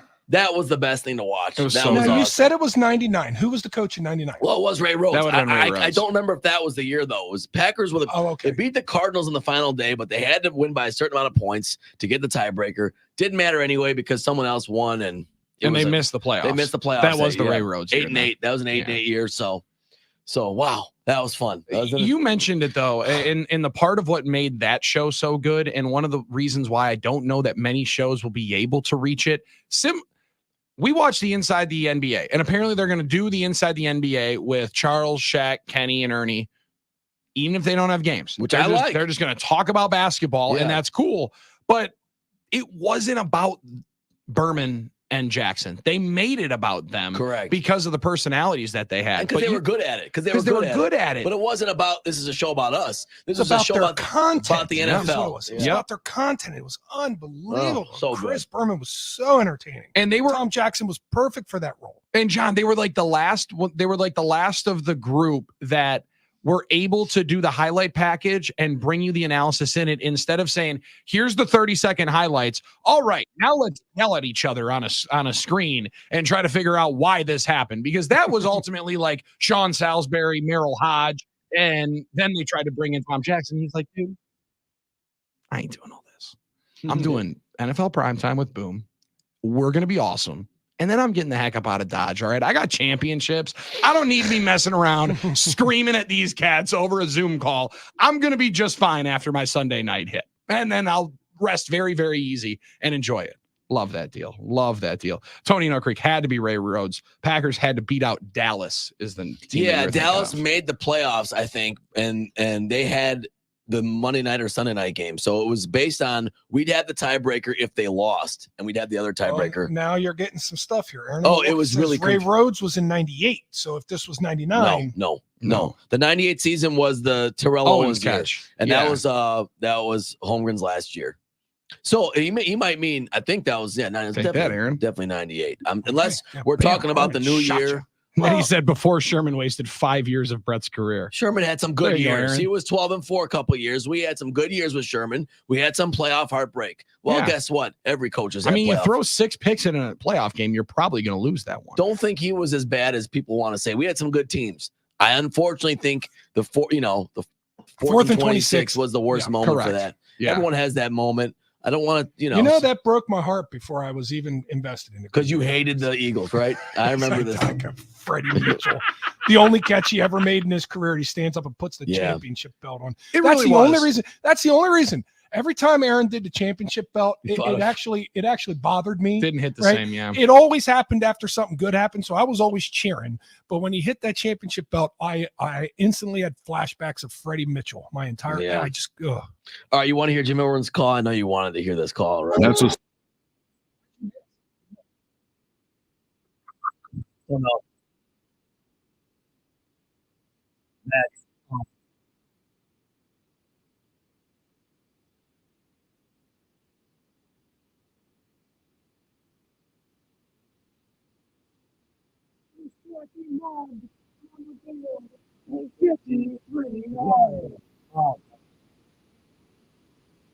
There you go. Oh, wow.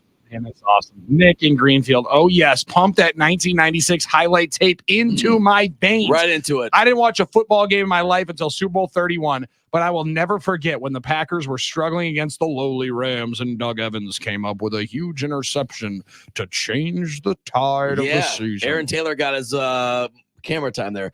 Big play by one of the DBs. Believe it was Doug Evans that made the interception. Kind of catapulted us to winning throughout the duration. Wow, what a shot at Aaron Taylor. No, I love Aaron. That was his chance to get in the video. Man. That was his shot. Oh, you've been waiting for that one. Shot at Aaron Taylor. It wasn't a shot Mike McCarthy impersonation. It wasn't a shot at him. Yeah, I did do Mike McCarthy doing Aaron Taylor. I don't know why I did that. It wasn't great. Cool thing is back then there was no mic'd up. Just let me do my job. There was no there was no, if you wanted to hear what these guys were saying, you had to wait for the NFL films to hear those little sideline bits and those locker room bits. And the 2017 yearbook, where the team ultimately was great, had a 12-4 record, but fell early in the playoffs. And we won't show you that game because we don't want anybody to get sad, as our 30 minutes have now concluded on NFL Films.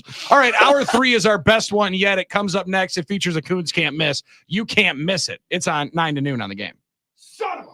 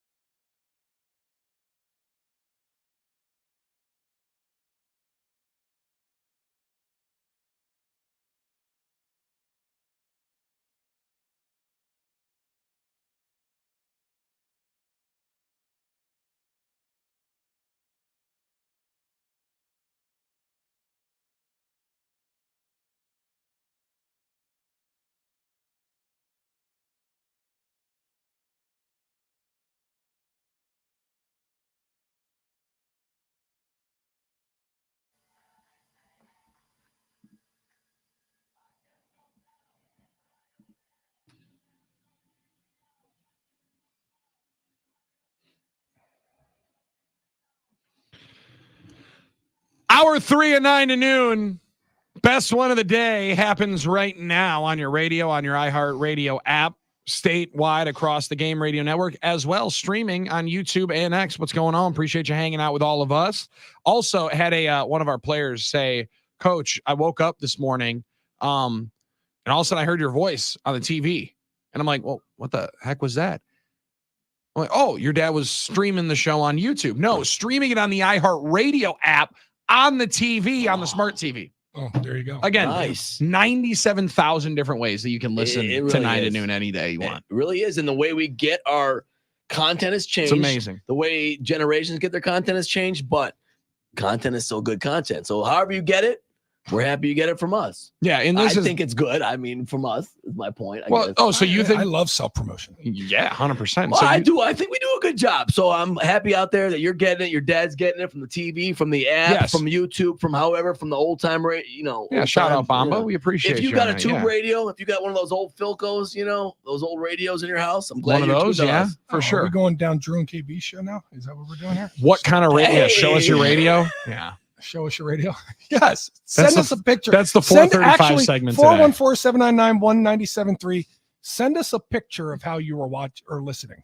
Yeah, Watching we'll or take listening, that. 'cause We'll you could take do that. either. Just please no Crocs in the picture. Yeah, We'd I'd appreciate like to that. see how people are listening. And Yeah. if you're a driver, if you're on the roof like our buddy Nick was, or I Mhm. saw these guys at Quick Trip this morning putting up fence or whatever they were, all the blue collar salt of the earthers Yeah. out there that Working class. that we identify. I like to identify. That's them. Send it almost to like Twitter. you. Send it to Twitter too, so Armin can retweet it. There you go. Let's do it. Let's do it. And on Twitter at 9 noon is where you can follow the show and also vote on our poll question, which is some of that award-winning content that Armin was talking about. Who would you like to see as the Packers backup QB? Sean Clifford, Michael Pratt, someone else are the three voting options. Currently, just under 400 votes in, about an hour or so into the poll results. 50% saying Michael Pratt. They would like to, on the Twitter poll, be the backup quarterback. 35.5% saying someone else. Sean Clifford, outside of 14.5% of Green Bay Packers fans in our precinct that is reporting, saying that they would like Sean Clifford to be this backup quarterback. Fallen quickly out of favor has the big red dog. And John, I think before that final series for Michael Pratt, it was going to be difficult to find a Packer fan that didn't want Pratt to be the starting quarterback or the backup quarterback because, man, that first half, 2 drives, 6 of 8, 68 yards, a touchdown pass, 10 points scored on 2 drives. He did a ton on Saturday to make you think, well, 17 could be the guy. And then that last little piece of the pie was the taste in your mouth of him torpedoing in, trying to tackle the interceptor, getting the wind knocked out of him, and making just a bad, ill-advised decision down towards the red zone. So I understand, but I like that there were this many people that saw the traits for Michael Pratt and saying, I'm more intrigued with him than the guy that we saw last year in Sean Clifford. I really thought Michael Pratt came out there in a time when Clifford got the quick hook, got pulled out there after 2 Mhm. series. I even questioned Kevin. Do you think that they are truly, because there are times when coaches say it's a competition. Yeah, It's an sure it is. open competition, but you're not really. Yeah, we're saying that we want to get the best out of our guys, but we have a leader in the clubhouse. It felt like at that moment, the quick hook, and then Michael Pratt go in, and then Sean Clifford go back in the first half again. It felt like they were saying, all right, you guys are auditioning here in front of 72,000 people at Lambeau Field. This is your audition.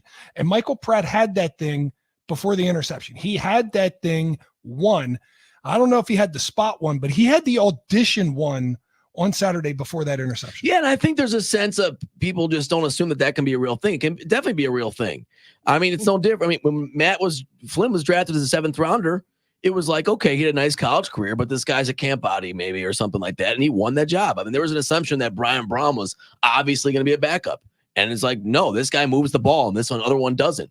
This guy completes passes, the other consistently, the other one doesn't. Some guys can just do that, and if Pratt's that guy, the Packers could very well make that move right now. I mean, it definitely isn't the same as last year, where Clifford had a lot of energy and a lot of excitement around him, and we didn't know what was going on with Love yet, and there was exciting moments. But Billy, you said it best 2 games ago in Packers OT. If you risk it for the biscuit, you got to show me some biscuits, right? And there wasn't there's a- got to be some biscuits that I can put gravy on There at the end of the day. just weren't as many of those from Clifford. And maybe it's no fault of his own. He plays hard, all that stuff, but you got to produce, and he wasn't as much this preseason. It's just the way it is. Chris, not 262. Keep the Crocs out of the picture. Okay. Now listen, it's not as my bad God. as Packers fans are generally thinking in Crocs in the picture. Right. Quickly getting as many that we could possibly get. I like this one from Jared in Johnsburg.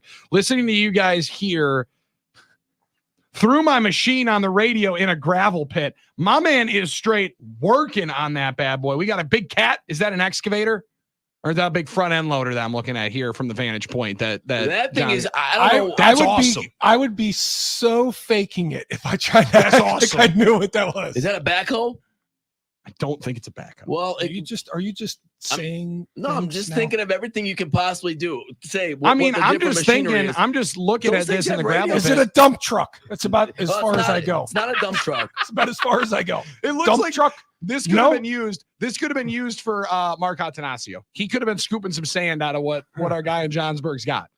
Hey, Coach G with the garbage truck. Let's see. That's what I'm talking about. Let's go. I love everyone. Yeah, he could have. He could. I mean, he's scooping up some earth there, Jared. I don't know what that machine is. I didn't know they had. Look at all these pictures coming in. What's amazing about this is how many Nooners still listen on old school Old school, radios. baby. Look at Yes. these things. I love the radio from it's unnamed in the 414, but that's like the boombox you had, John, when you in the There are 80s. boom Big old boxes that you used to cassette carry player to in the there. park with you. Oh, that is so cool. That is awesome. I love it. Well, I love it. And we got guys out there working. It's a hot day, so we're glad to be there for you. Oh yeah. If you're working construction, somebody get on that one on Loomis. That's been under construction all summer. So I need to see some action. okay. I Start need to see griping some already. action on Loomis. I'm going to complain about Jeez that. Louise. Come on, let's get it done out here. It's been like 4 months. 262's got the Milwaukee radio. Man, Well, I'm just you saying. just can't not gripe about the working class. Any in our blue area. collar It's working class unbelievable. folk is Armin. They are I'm on not your watch complaining. list. Wow. if I it's thought Corbin Burns was No. an unfair addition to the watch No, list. He No. literally just took Truckers. another shot Unfair. at the blue collar. I'm just Jeez. asking when Construction workers when watch are we- list for I- Army. I know- My road's not done yet. I'm not saying they're not working hard. I just want to know when they're working on that. You know one. what, Armin? Can They're I get wondering a when you're list? going to hit a break on time, but they don't call in and text in about it. Hit a break. I'm going to hit a break on my car when the pothole bumps me again. Yeah, you're right. They don't call and text. Yeah, it's true. That's true.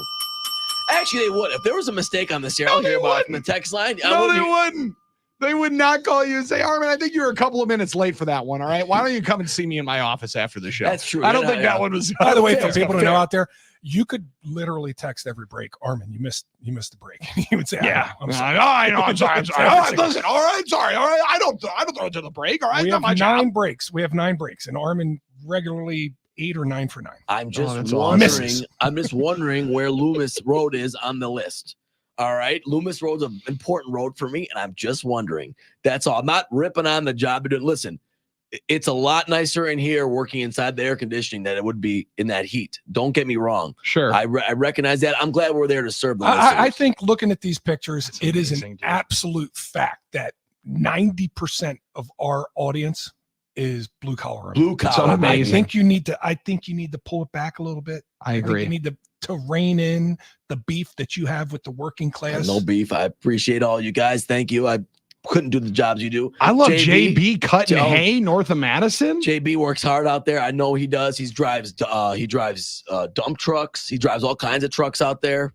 Cutting hay. Front end cat loader was our guy Jared in Johnsburg. So we were right. We had it. We were dialed in. See, You Blue were collar not, you boys. you had it right. I said backhoe. I was wrong. So. you were just trying to be funny. No, I was giving you the benefit of the doubt. You were just trying to add to the bit. You know what? That's what we love about you. All right, got you. I That's what we love appreciate about that. I you. Yeah, appreciate no that. doubt about it. I No doubt appreciate about that. it. 414-799-1973. John, a couple of people are hitting us up, like Frank has mentioned at this with the backup quarterback conversation. Pratt is 4 years younger. That was an interesting part of the conversation last year when Clifford was backing up Jordan Love, who I believe he's older than, where you are trying to find if the development curve and somebody has a better opportunity to be better from years down the road. I don't know if that's going to play into the equation, because I think they might want to see for the upside, like TJ in Texas said, who has further upside, Pratt or Clifford? Y'all saw the practices. I would go with the better upside after development. Maybe they think the 4 years is a chance to develop Michael Pratt, but they also might not think that this is the time to be developing at that point.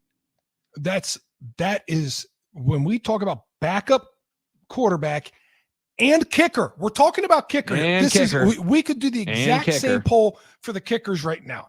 Carlson, Joseph, or somebody else. Somebody else, yeah. What do you need? What do you want? Now, the kicker is a little different in the aspect of they're going to be doing it for points right out the gate. And you know what? There's not a special teams playbook you have to learn. You got to kick that thing through the uprights. So potentially the streets could be where our kicker actually comes from. But man, Carlson had that thing all the way to the finish line. Did he lean across and hit did he hit that tape? I just don't know. When you miss a 32-yard field goal like that after you have it done and won. Here's another thing. And I thought it was fascinating. They did the same thing with the kickers in this preseason game that they did with the backup quarterbacks. Mm-hmm. Just rotate them in. You guys are going to rotate. One. You're going to rotate. To me, Anders did enough in the last 2 weeks of camp that I probably would have said, all right, Anders, you're going out here in this ball game. You're going to take all the kicks. And if you're flawless, it's your job. Mm-hmm. It's your job. You've gotten yourself the lead. Now finish it and win it here today. And if he missed one, then I would have put Joseph in. So but they took a different approach. I'm fascinated by that. It didn't always feel like that when I was playing, that it was truly auditions, but man, you could tell it was an absolute audition on Saturday for the backup quarterback in the kicking job. I just think it's tough because we're trying to do something predictive here. The whole goal is to get the guy that's going to make the most kicks throughout the year. How do you really know when these guys are that close, who's actually going to make it in that crunch time situation? It's tough to do. It's tough to figure out. The interesting thing, like John, to your point, most battles, position battles, are the Jordan Morgan, Sean Ryan battle, how it started camp, right? Like, listen, you're going to get pushed. First round pick, clear leg up, right? Like we know where we want to go with this one. Is it any bit telling? Because we had a lot of people on the post game show run with, I believe it was our counterpart Dennis Krause on the pregame show that tweeted out, but many other people started to hit it later into the day, that Anders was not available after the game to the media. Greg Joseph did speak to the media after the game. That have anything on your docket? Does that occupy any bit of space for you thinking about this situation for them? No. Listen, after these games, all you want to do is get to your family. Mm-hmm. And if you're quick enough to get in there, get showered, get changed before any media comes up to you, and you get out there to your family, hey, that's the way it is. I always said that the NFL should adopt this model instead of letting all the reporters come flowing, and I mean flowing. They come herding into the locker room while you're butt naked. Instead of right at the 15-minute mark, boom. Yeah, instead of allowing that to happen. And by the way, the 15-minute mark, the first 8-9 minutes is the coach talking to you. Yeah. Okay, so you get 6 minutes by yourself at your locker to cool down, calm down, clean up before they're potentially rushing up to you. Sometimes they get you before you take a shower. Sometimes they get you after you take a shower. Instead of doing it like that, they should have what I call the cattle room, right? Where they're sitting in the room and you have to walk through it. There's an entrance door on one side and there's an exit door on the other. Mm-hmm. And you have to walk through that room. If you walk through that room after you're done showering, after you had time to compose yourself and come up with what you needed to come up with in your head for what happened during the day, then you get to meet them. A lot of times, these athletes that say ridiculous things after practices or games, it's because they're still in an emotional state. You can't, that's 6 minutes that you get by yourself in front of the locker. Some guys don't get calmed down in that point in time. They don't get enough time to think about what they really want to say and the message they want to deliver. And it comes off bad sometimes because of that lack of time. If you get the time and then you go walking through, I think more times than not, guys are going to give you a more rational response. Yeah, and I'm right there with you. I've always, at least personally, in the times that I've had to ask questions in the locker room, listen, put some pants on. All right. Like get yourself ready. Right. Because listen, that's a part of it. Like John's talking about these guys being in an emotional state. I'm also in a little bit of a defensive state when Jimmy and Johnson are out. Right. Like, listen, I'm sorry. I would like to at least give you a chance to get yourself together, put some polo blue on, calm down, get your shirt on, get a chain on, and enjoy yourself. And then we'll ask a question and get a response. I understand professional athletes get paid lots of money to play a game. I understand that. But when you have a crowd of people walking up to your locker when you're in a towel and they know you have to change, they know you have to get dressed. Got to put some pants on at some point. I mean, there's nothing more. You said it, defensive. There's Yes, nothing. you're There's defenseless. nothing that'll make you feel more defensive than Yeah. when you're standing there at your locker with a towel around your waist, trying to put some deodorant on. I mean, some of us wear baby. I powder every day. Got to. Yeah, so, got to. so now I Yeah. got a powder in front of you guys. You're going to get some of the residual drop. smell of Gold Bond in the air, Mhm. right? I mean, it's kind of I gotta save that. Yeah, drop. that's got to get I marked. powder That's every day. Got to get marked. I powder every day. Yeah, Gold Bond for sure. Well, Or if what you was the don't- one Butch was if trying you to don't. say? Good luck. Ballsy, Good yeah. luck, Armin. Yeah. John, today could be sponsored by Gold Bond. Oh, like, I yes. mean, are you kidding me? As Oh, I'm looking, guys, it's hot in here. It's hot inside. I can't. It's I'm it's actually a wearing mess short in here. sleeves in the studio. first time ever, still got pants on though, which makes no Well, that's shorts. because Ludwig has that studio at a much different temperature than what it used Yeah, I don't know Straight why I wore cooking in here, dude. pants today. I think. Nah, never mind. No, you wear pants every single day. No, Tell me and Dan, sometimes I have shorts. listening on this bad boy, 2008 Chevy tow truck, 468,000 miles. Stock radio still working. Unfortunately, the AC is not. Well, it's 460,000 miles. I think you got good value out of the truck, even if the AC is not working. That's correct. That's amazing. 460,000 miles. I was Well, I'm gonna. glad you spun that into something good because you were just ripping them for. No, don't rip it out. I'm not impressed that his car was that. I mean, wow. I was gonna say, Towman Dan, applaud you. Let's go. Can't wait for you to be able to get a cold one. And how about this? For the work that you're putting in, I don't think they're going to give you any overtime. Now they should. All right. They should for in those stressful conditions today. But you know what? They might not give you time and a half. We're going to give you a chance to be able to maybe make some time and a half with that money here quickly.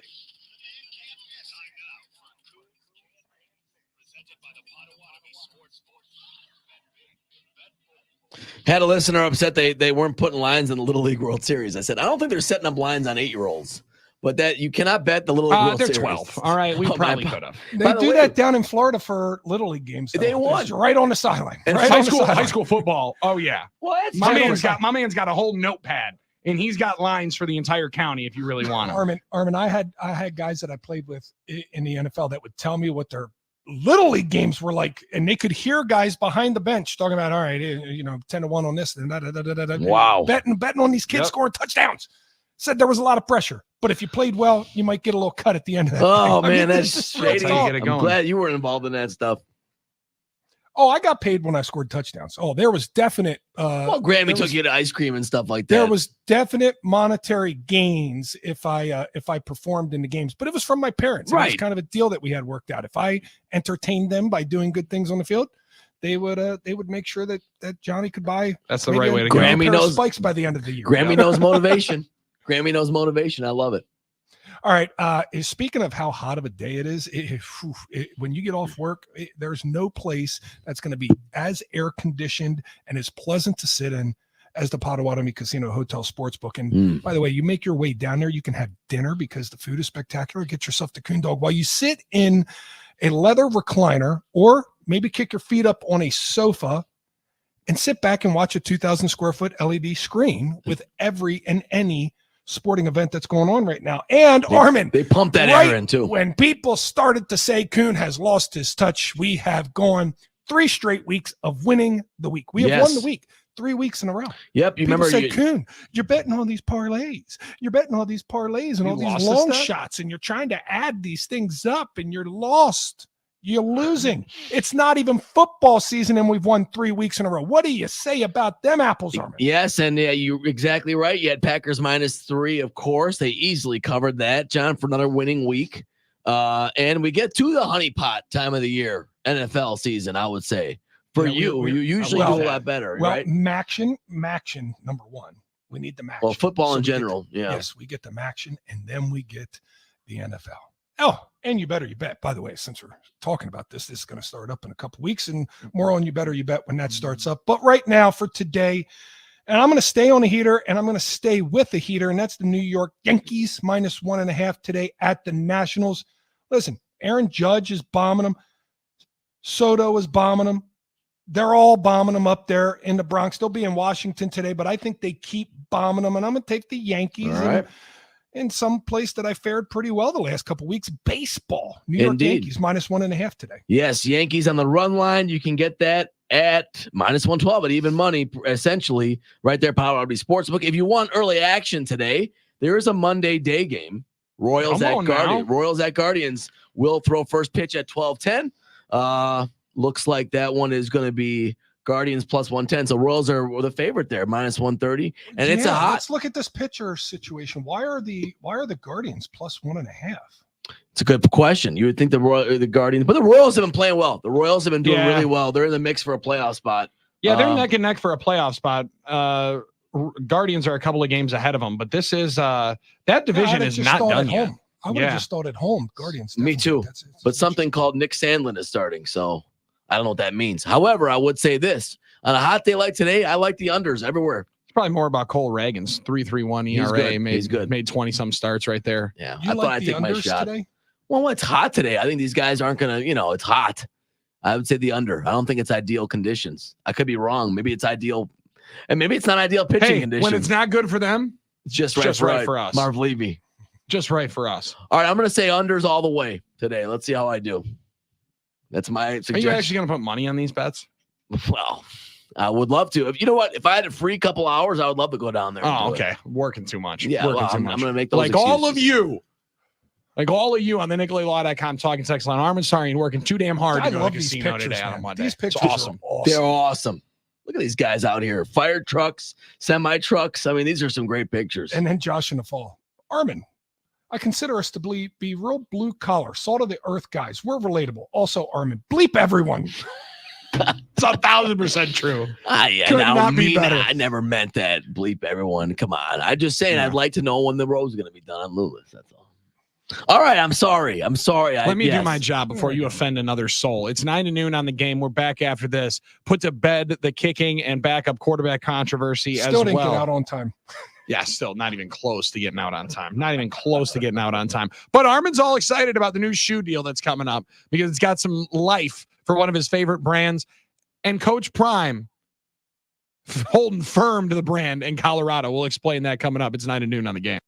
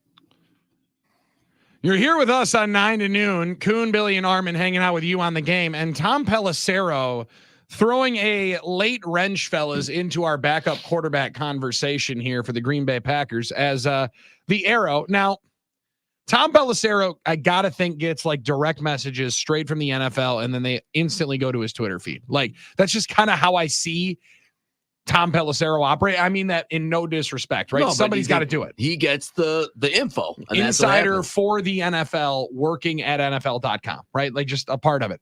Hey, important note as teams construct their initial 53-man rosters, Tom Pelissero writes.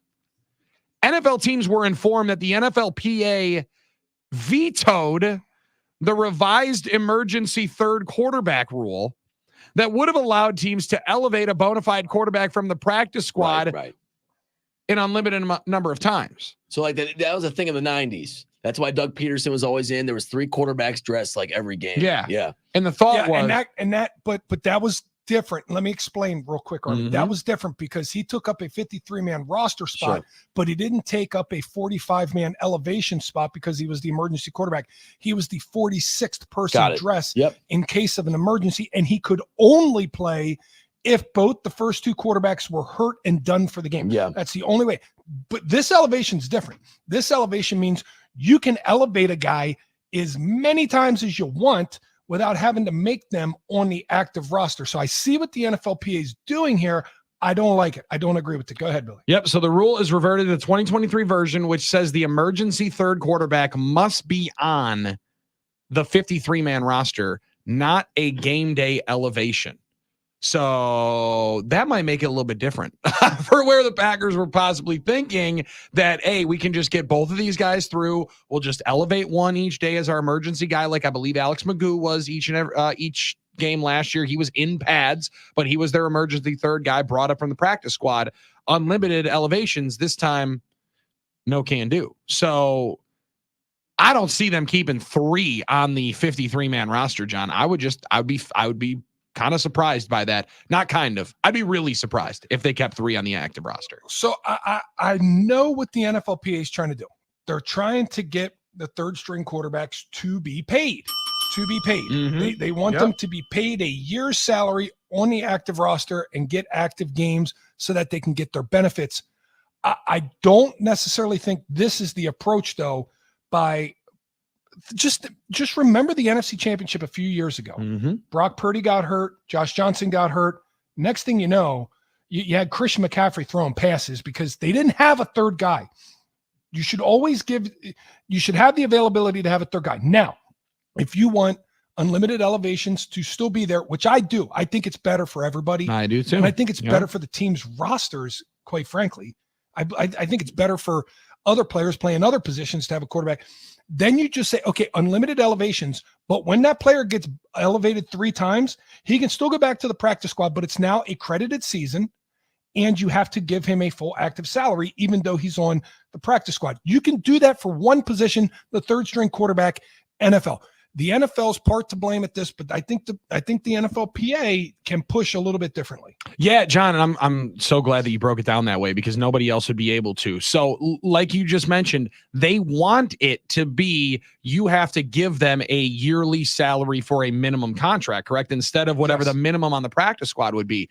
This is a difficult when we're talking negotiations, there's a lot of times you get to the fork in the road where it's either we want all the pay or we're going to take none of the pay. Do you feel that as a situation here? Like some teams would just say, you know what? We were going to have this guy and we were going to make sure that we had this third dude.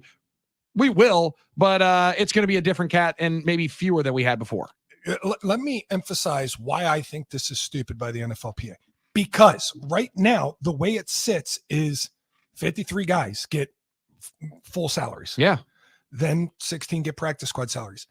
If you say the third quarterback has to get an active salary, I understand what you're saying. However, by this approach, it's just taking the salary from another player.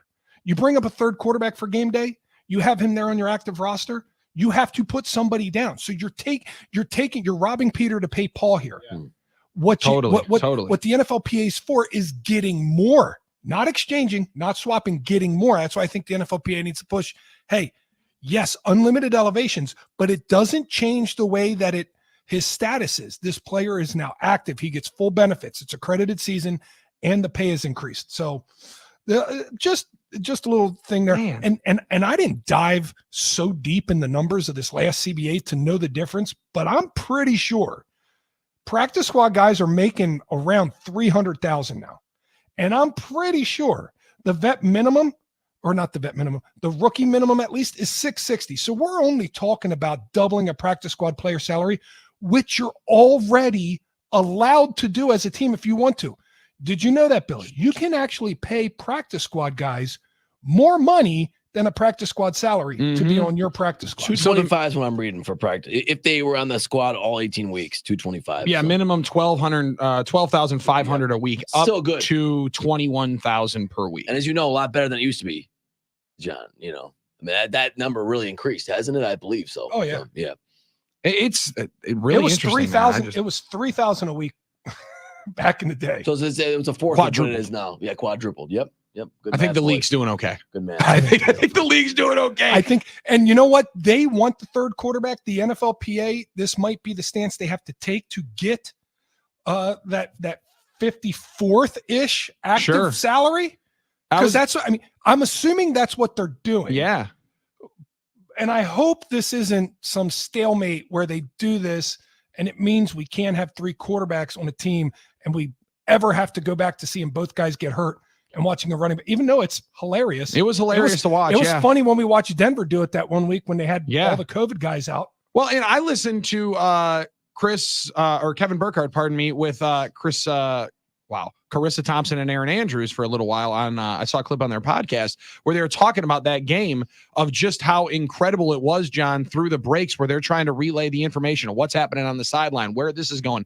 They're like, it was the worst game to be watching and calling, but it was actually maybe some of the most fun that they had because of how much and how everybody had a part in relaying what the story was.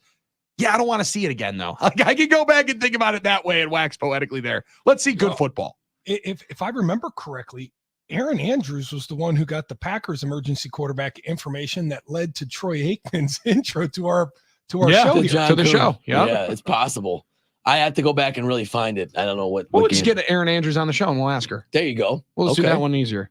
Get on Is it, that a better one? Just get her on. Send her Sure. a DM real quick. Hey, Luddy this morning was getting Taylor and Getting Taylor and Lucy? Yeah, well, Taylor because, Swift? and he said not that Taylor, and he said Walking Bets Taylor. Lu- Might be better. I guess Luddy has a Might crush be or better. something on her. Is the storyline? Oh. Basically, he said you would be amazed what you can do with an iHeart email. Wonder- I didn't know it Huh. was that powerful. Armin, did you just break somebody's secret crush out there? Did Wow. you just break Luddy's I crush don't think it's live I don't- on air? I don't think it's a cannot secret. believe No. what is. No, they were saying it this morning. You need a on the show. filter. You might need a filter. I didn't say anything secret. That's They were breaking it this interesting, dude. I morning. don't know why I went with I don't that. think it's shocking that Ludwig might have a crush on her. I guess She does possess certain qualities that some people would find. she does. I mean, Alluring. yeah, it's true. Like Spotlights it very well. sports betting stuff. Yes, Yeah, 100%. good bets. Listen, she hit 4 out of 4 a couple of days ago, and people were all over the parlay hit that they were able to grab. Yeah, that's And also, that's why they were watching the video. And that's also one of Zabe's favorite topics to follow. He's been following the beef, Sports betting the content. walking bets beef for a long time here. That Yeah. is a beef that's right up Zabin's alley. That and anything Boeing, right? And anything aviation or camera drones. wise. Yeah, he's all over the drone show That'll stuff. all work. Right. 414-799-1973. We're all over this conversation in the NFL with the backup quarterback conversation. Does it change as we get to tomorrow and final cut down day? Wrap things up, round third, head for home. It's 9 noon statewide right here on the Game.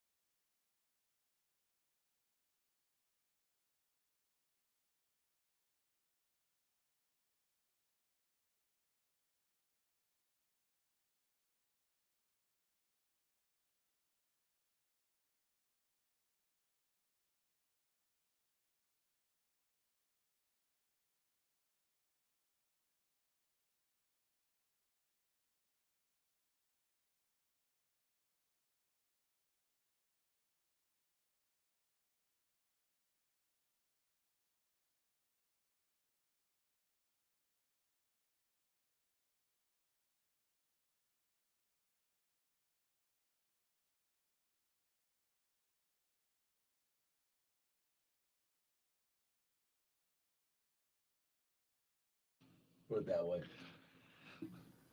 9 to noon will not be heading to Brazil as a full show. Now, this radio program will be represented in Brazil, Sao Paulo, Brazil, when the Green Bay Packers take on the Philadelphia Eagles in the kickoff for the 2024 Packers championship season. Well, gentlemen, the Packers and Eagles are somewhat officially in Brazil already. That's right. The big wall murals are up, and there is a beautiful one of Jalen Hurts and Jordan Love. Oh, wow. In Brazil, of the two quarterbacks that are going to be headlining the game there in Brazil. I just sent you a quick picture of it. Now, I don't know doing this is a really good run of Jordan and Jalen. Even got like the hoop earring perfect for Jalen Hurts there with the eye black. Now, Jordan Love potentially looks like he's looking at a wide receiver 7 miles away for a touchdown pass that he's about to uncork. It's pretty cool. They can do these type of large scale things like that. I mean, it's impressive. And whoever was, I mean, he had to have been 18, 20 floors up. Yeah, man. On this. Godspeed, my friend. Like that is when I drive by the Giannis mural. Oh, is that them at the top of the wall still painting? Still painting the top of it, John.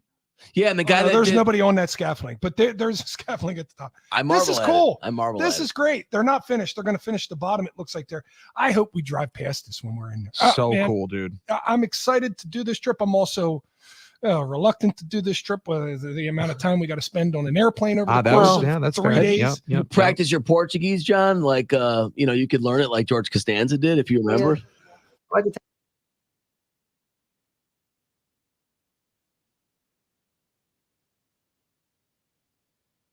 Yeah, you can do it just like that when you order the coffee. What did he say? I think he said 2 coffees and a big salad, please. Was that not what he was trying to say? I don't know. I think it was correct. The whole. I don't remember that episode. The episode was that he got smarter once he stopped when he became abstinent. Oh, that's that episode. Yeah, goodness gracious, that is the best episode. It's really good. Anyway, I'm just saying, John. And Elaine got dumber. Yeah, that's exactly what happened because she was with Putty all the time. Now you could practice your Portuguese, John, or you could see that you ask somebody on the street, hey, where's the big painting? Where's the big mural? I don't know what mural is. How do you say that in Portuguese? No idea. Let me see. We got to get you on Duolingo. Now, our boy Drew Olson, he's been prepping for a trip to Spain in Barcelona for an NFL game for the better part of 4 years, because I've never seen somebody do more Duolingo Spanish lessons than Drew Olson. Maybe if we would have been doing Duolingo since this game was announced in Portuguese, we would be feeling somewhat confident, and they would want to send us there. More importantly, what's fascinating is not. adult brains don't pick things up. Yeah, I'm with you on that, dude. That's true. That's true. All the imprinting on our youth's minds, we can't imprint anymore. Our brains are too wrinkled. I don't know, whatever it is, but my daughters right now, 7 and 9 years old, and they can recall anything. It's amazing. Anything they learn at school, they can recall it. I introduce them to somebody, which is always great when I meet people and they're with me and I walk away and I say, okay, what was their name? Always remember it every single time. I told you I'm not good with names. I'm so bad. It's weird that something so vital to what I do. The socializing, I really struggle with. No, it's not. I'm great at socializing. No, but I mean, it's the remembering the names. Yeah, I can't do it. But my daughters can remember every name. They remember every detail. Oh, you mean the lady with the blue dress with a pink flower? Sure. Her name was Elise. Perfect. I got to use them sometimes. That's fantastic. It's impressive. I wish I had a cheat code like that. It's necessary. You just got to be young. To get there. Wait until you watch how these kids learn, Billy. It's amazing. They learn and they remember everything instantly. Like 1, maybe 2 times max. You got to tell them. Well, you don't actually, the stuff you tell them, they don't listen to, but the stuff they want to learn, they learn instantly. Good. I like that. That also gives me a good buffer. Yeah. You get an out there. Yeah. I was going to say, I'm going to need a little bit of an out. Now, one thing that has been out here all day long in the NicoletLaw.com talking text line, we're seeing your radio. All right. We appreciate everybody sending in these show us your radio, massive Milwaukee radio boom boxes on the work sites. Some semi-truck drivers that are whipping it around, sending us pictures of them listening to 9 to Noon on a front end loader, in a dump truck, in a quarry, Now, Armin, I don't think you know anything about what 414 About sent in. quarries? About quarries? I have While gone driving to a quarry. 70th rock truck into a quarry. Dude, these quarries are wild. I actually, in Racine County somewhere when I was a kid, we went to the quarry because they have like water. It's like a beach. You can go in the water and stuff. So I've been to the quarry down there, but man, it is wild down Maybe there. the best one, though, is 608 listening to us on the iHeart app live from the Buffalo Trace Distillery in Whoa. Frankfort, Kentucky. Whoa. Oh my! Now I'm jealous. Now I am jealous. In the work I'm truck, jealous. They're at the Buffalo Trace Distillery working. Now, that sounds like, and listen, I don't know that I have the authority here, but we already Nooner made Day the 6. we already Sounds made the like Nooner Day 6. down to Wrigley. We might as well just do a full tour, John. Whiskey tour or Of bourbon the tour? Well, Midwest. on your way to Louisville, you do go through Chicago. Yeah. So we could bang. We could make this thing. It'd be. That's I not mean, tough we to call it organize. Week-long Nooner That's Day. going to be It tough is to tough. organize. Nooner week, like Sunburn Bowl, we'll do Nooner week. Except I like we all that. hang out in Red Hot Tim Scott's. Actually, I got to give an RIP, rest in peace to Red Hot's. What? RV? No! What? Yeah, What happened? No! I think he heard that we wanted to use it for Nooner Day And 6. he sold it? So he sold it right That out from under son us. of a what? Wait, why did he do that? Is that I the end think of the he- dream? That was his Well, dream. That was I the think he's- dream. Well, I know it was his dream, but I think now he's going to buy 2 more Jeeps. You know how this thing works. Oh with my this God, guy. he loves Jeeps. Ever The since I've Jeeps been in here, here. how many You Jeeps? can't sleep in the back of a I- Jeep. I feel We very couldn't. comfortable placing a futures bet that another RV will make its way to his house, and then we can plan the Nooner Day. Yeah, trip to otherwise, Chicago. Camping World, Scenic RV, give us a call. Like, let's figure this thing out. Let's No, figure that's this thing out. Pagel's job. Pagel, get us a sponsorship. All we want to do, all we want to do, All I want is one of is them borrow. RVs. Yes. all we want to do is borrow it. We'll even bring it back. Might not be in great shape. Yeah. I'm not driving. Armin is. JB's driving it. He drives everything else in this text line. You can look at it. That's true. Yeah, Oh he's my whipping gosh, around in any he truck he drives possibly can incredible have. stuff, man. He drives incredible stuff. That's our quick trip takeaway of the day. You listeners are grinders, so much better than Armin, even though he just disrespects you guys left and right. We Right. appreciate you guys so much on this radio program. Stop at Quick Trip, like Armin did today, like the working class. Need some for dinner tonight? Don't cook. Stop by your local Quick Trip, pick up a freshly prepared, absolutely delicious take-home meal. You might even find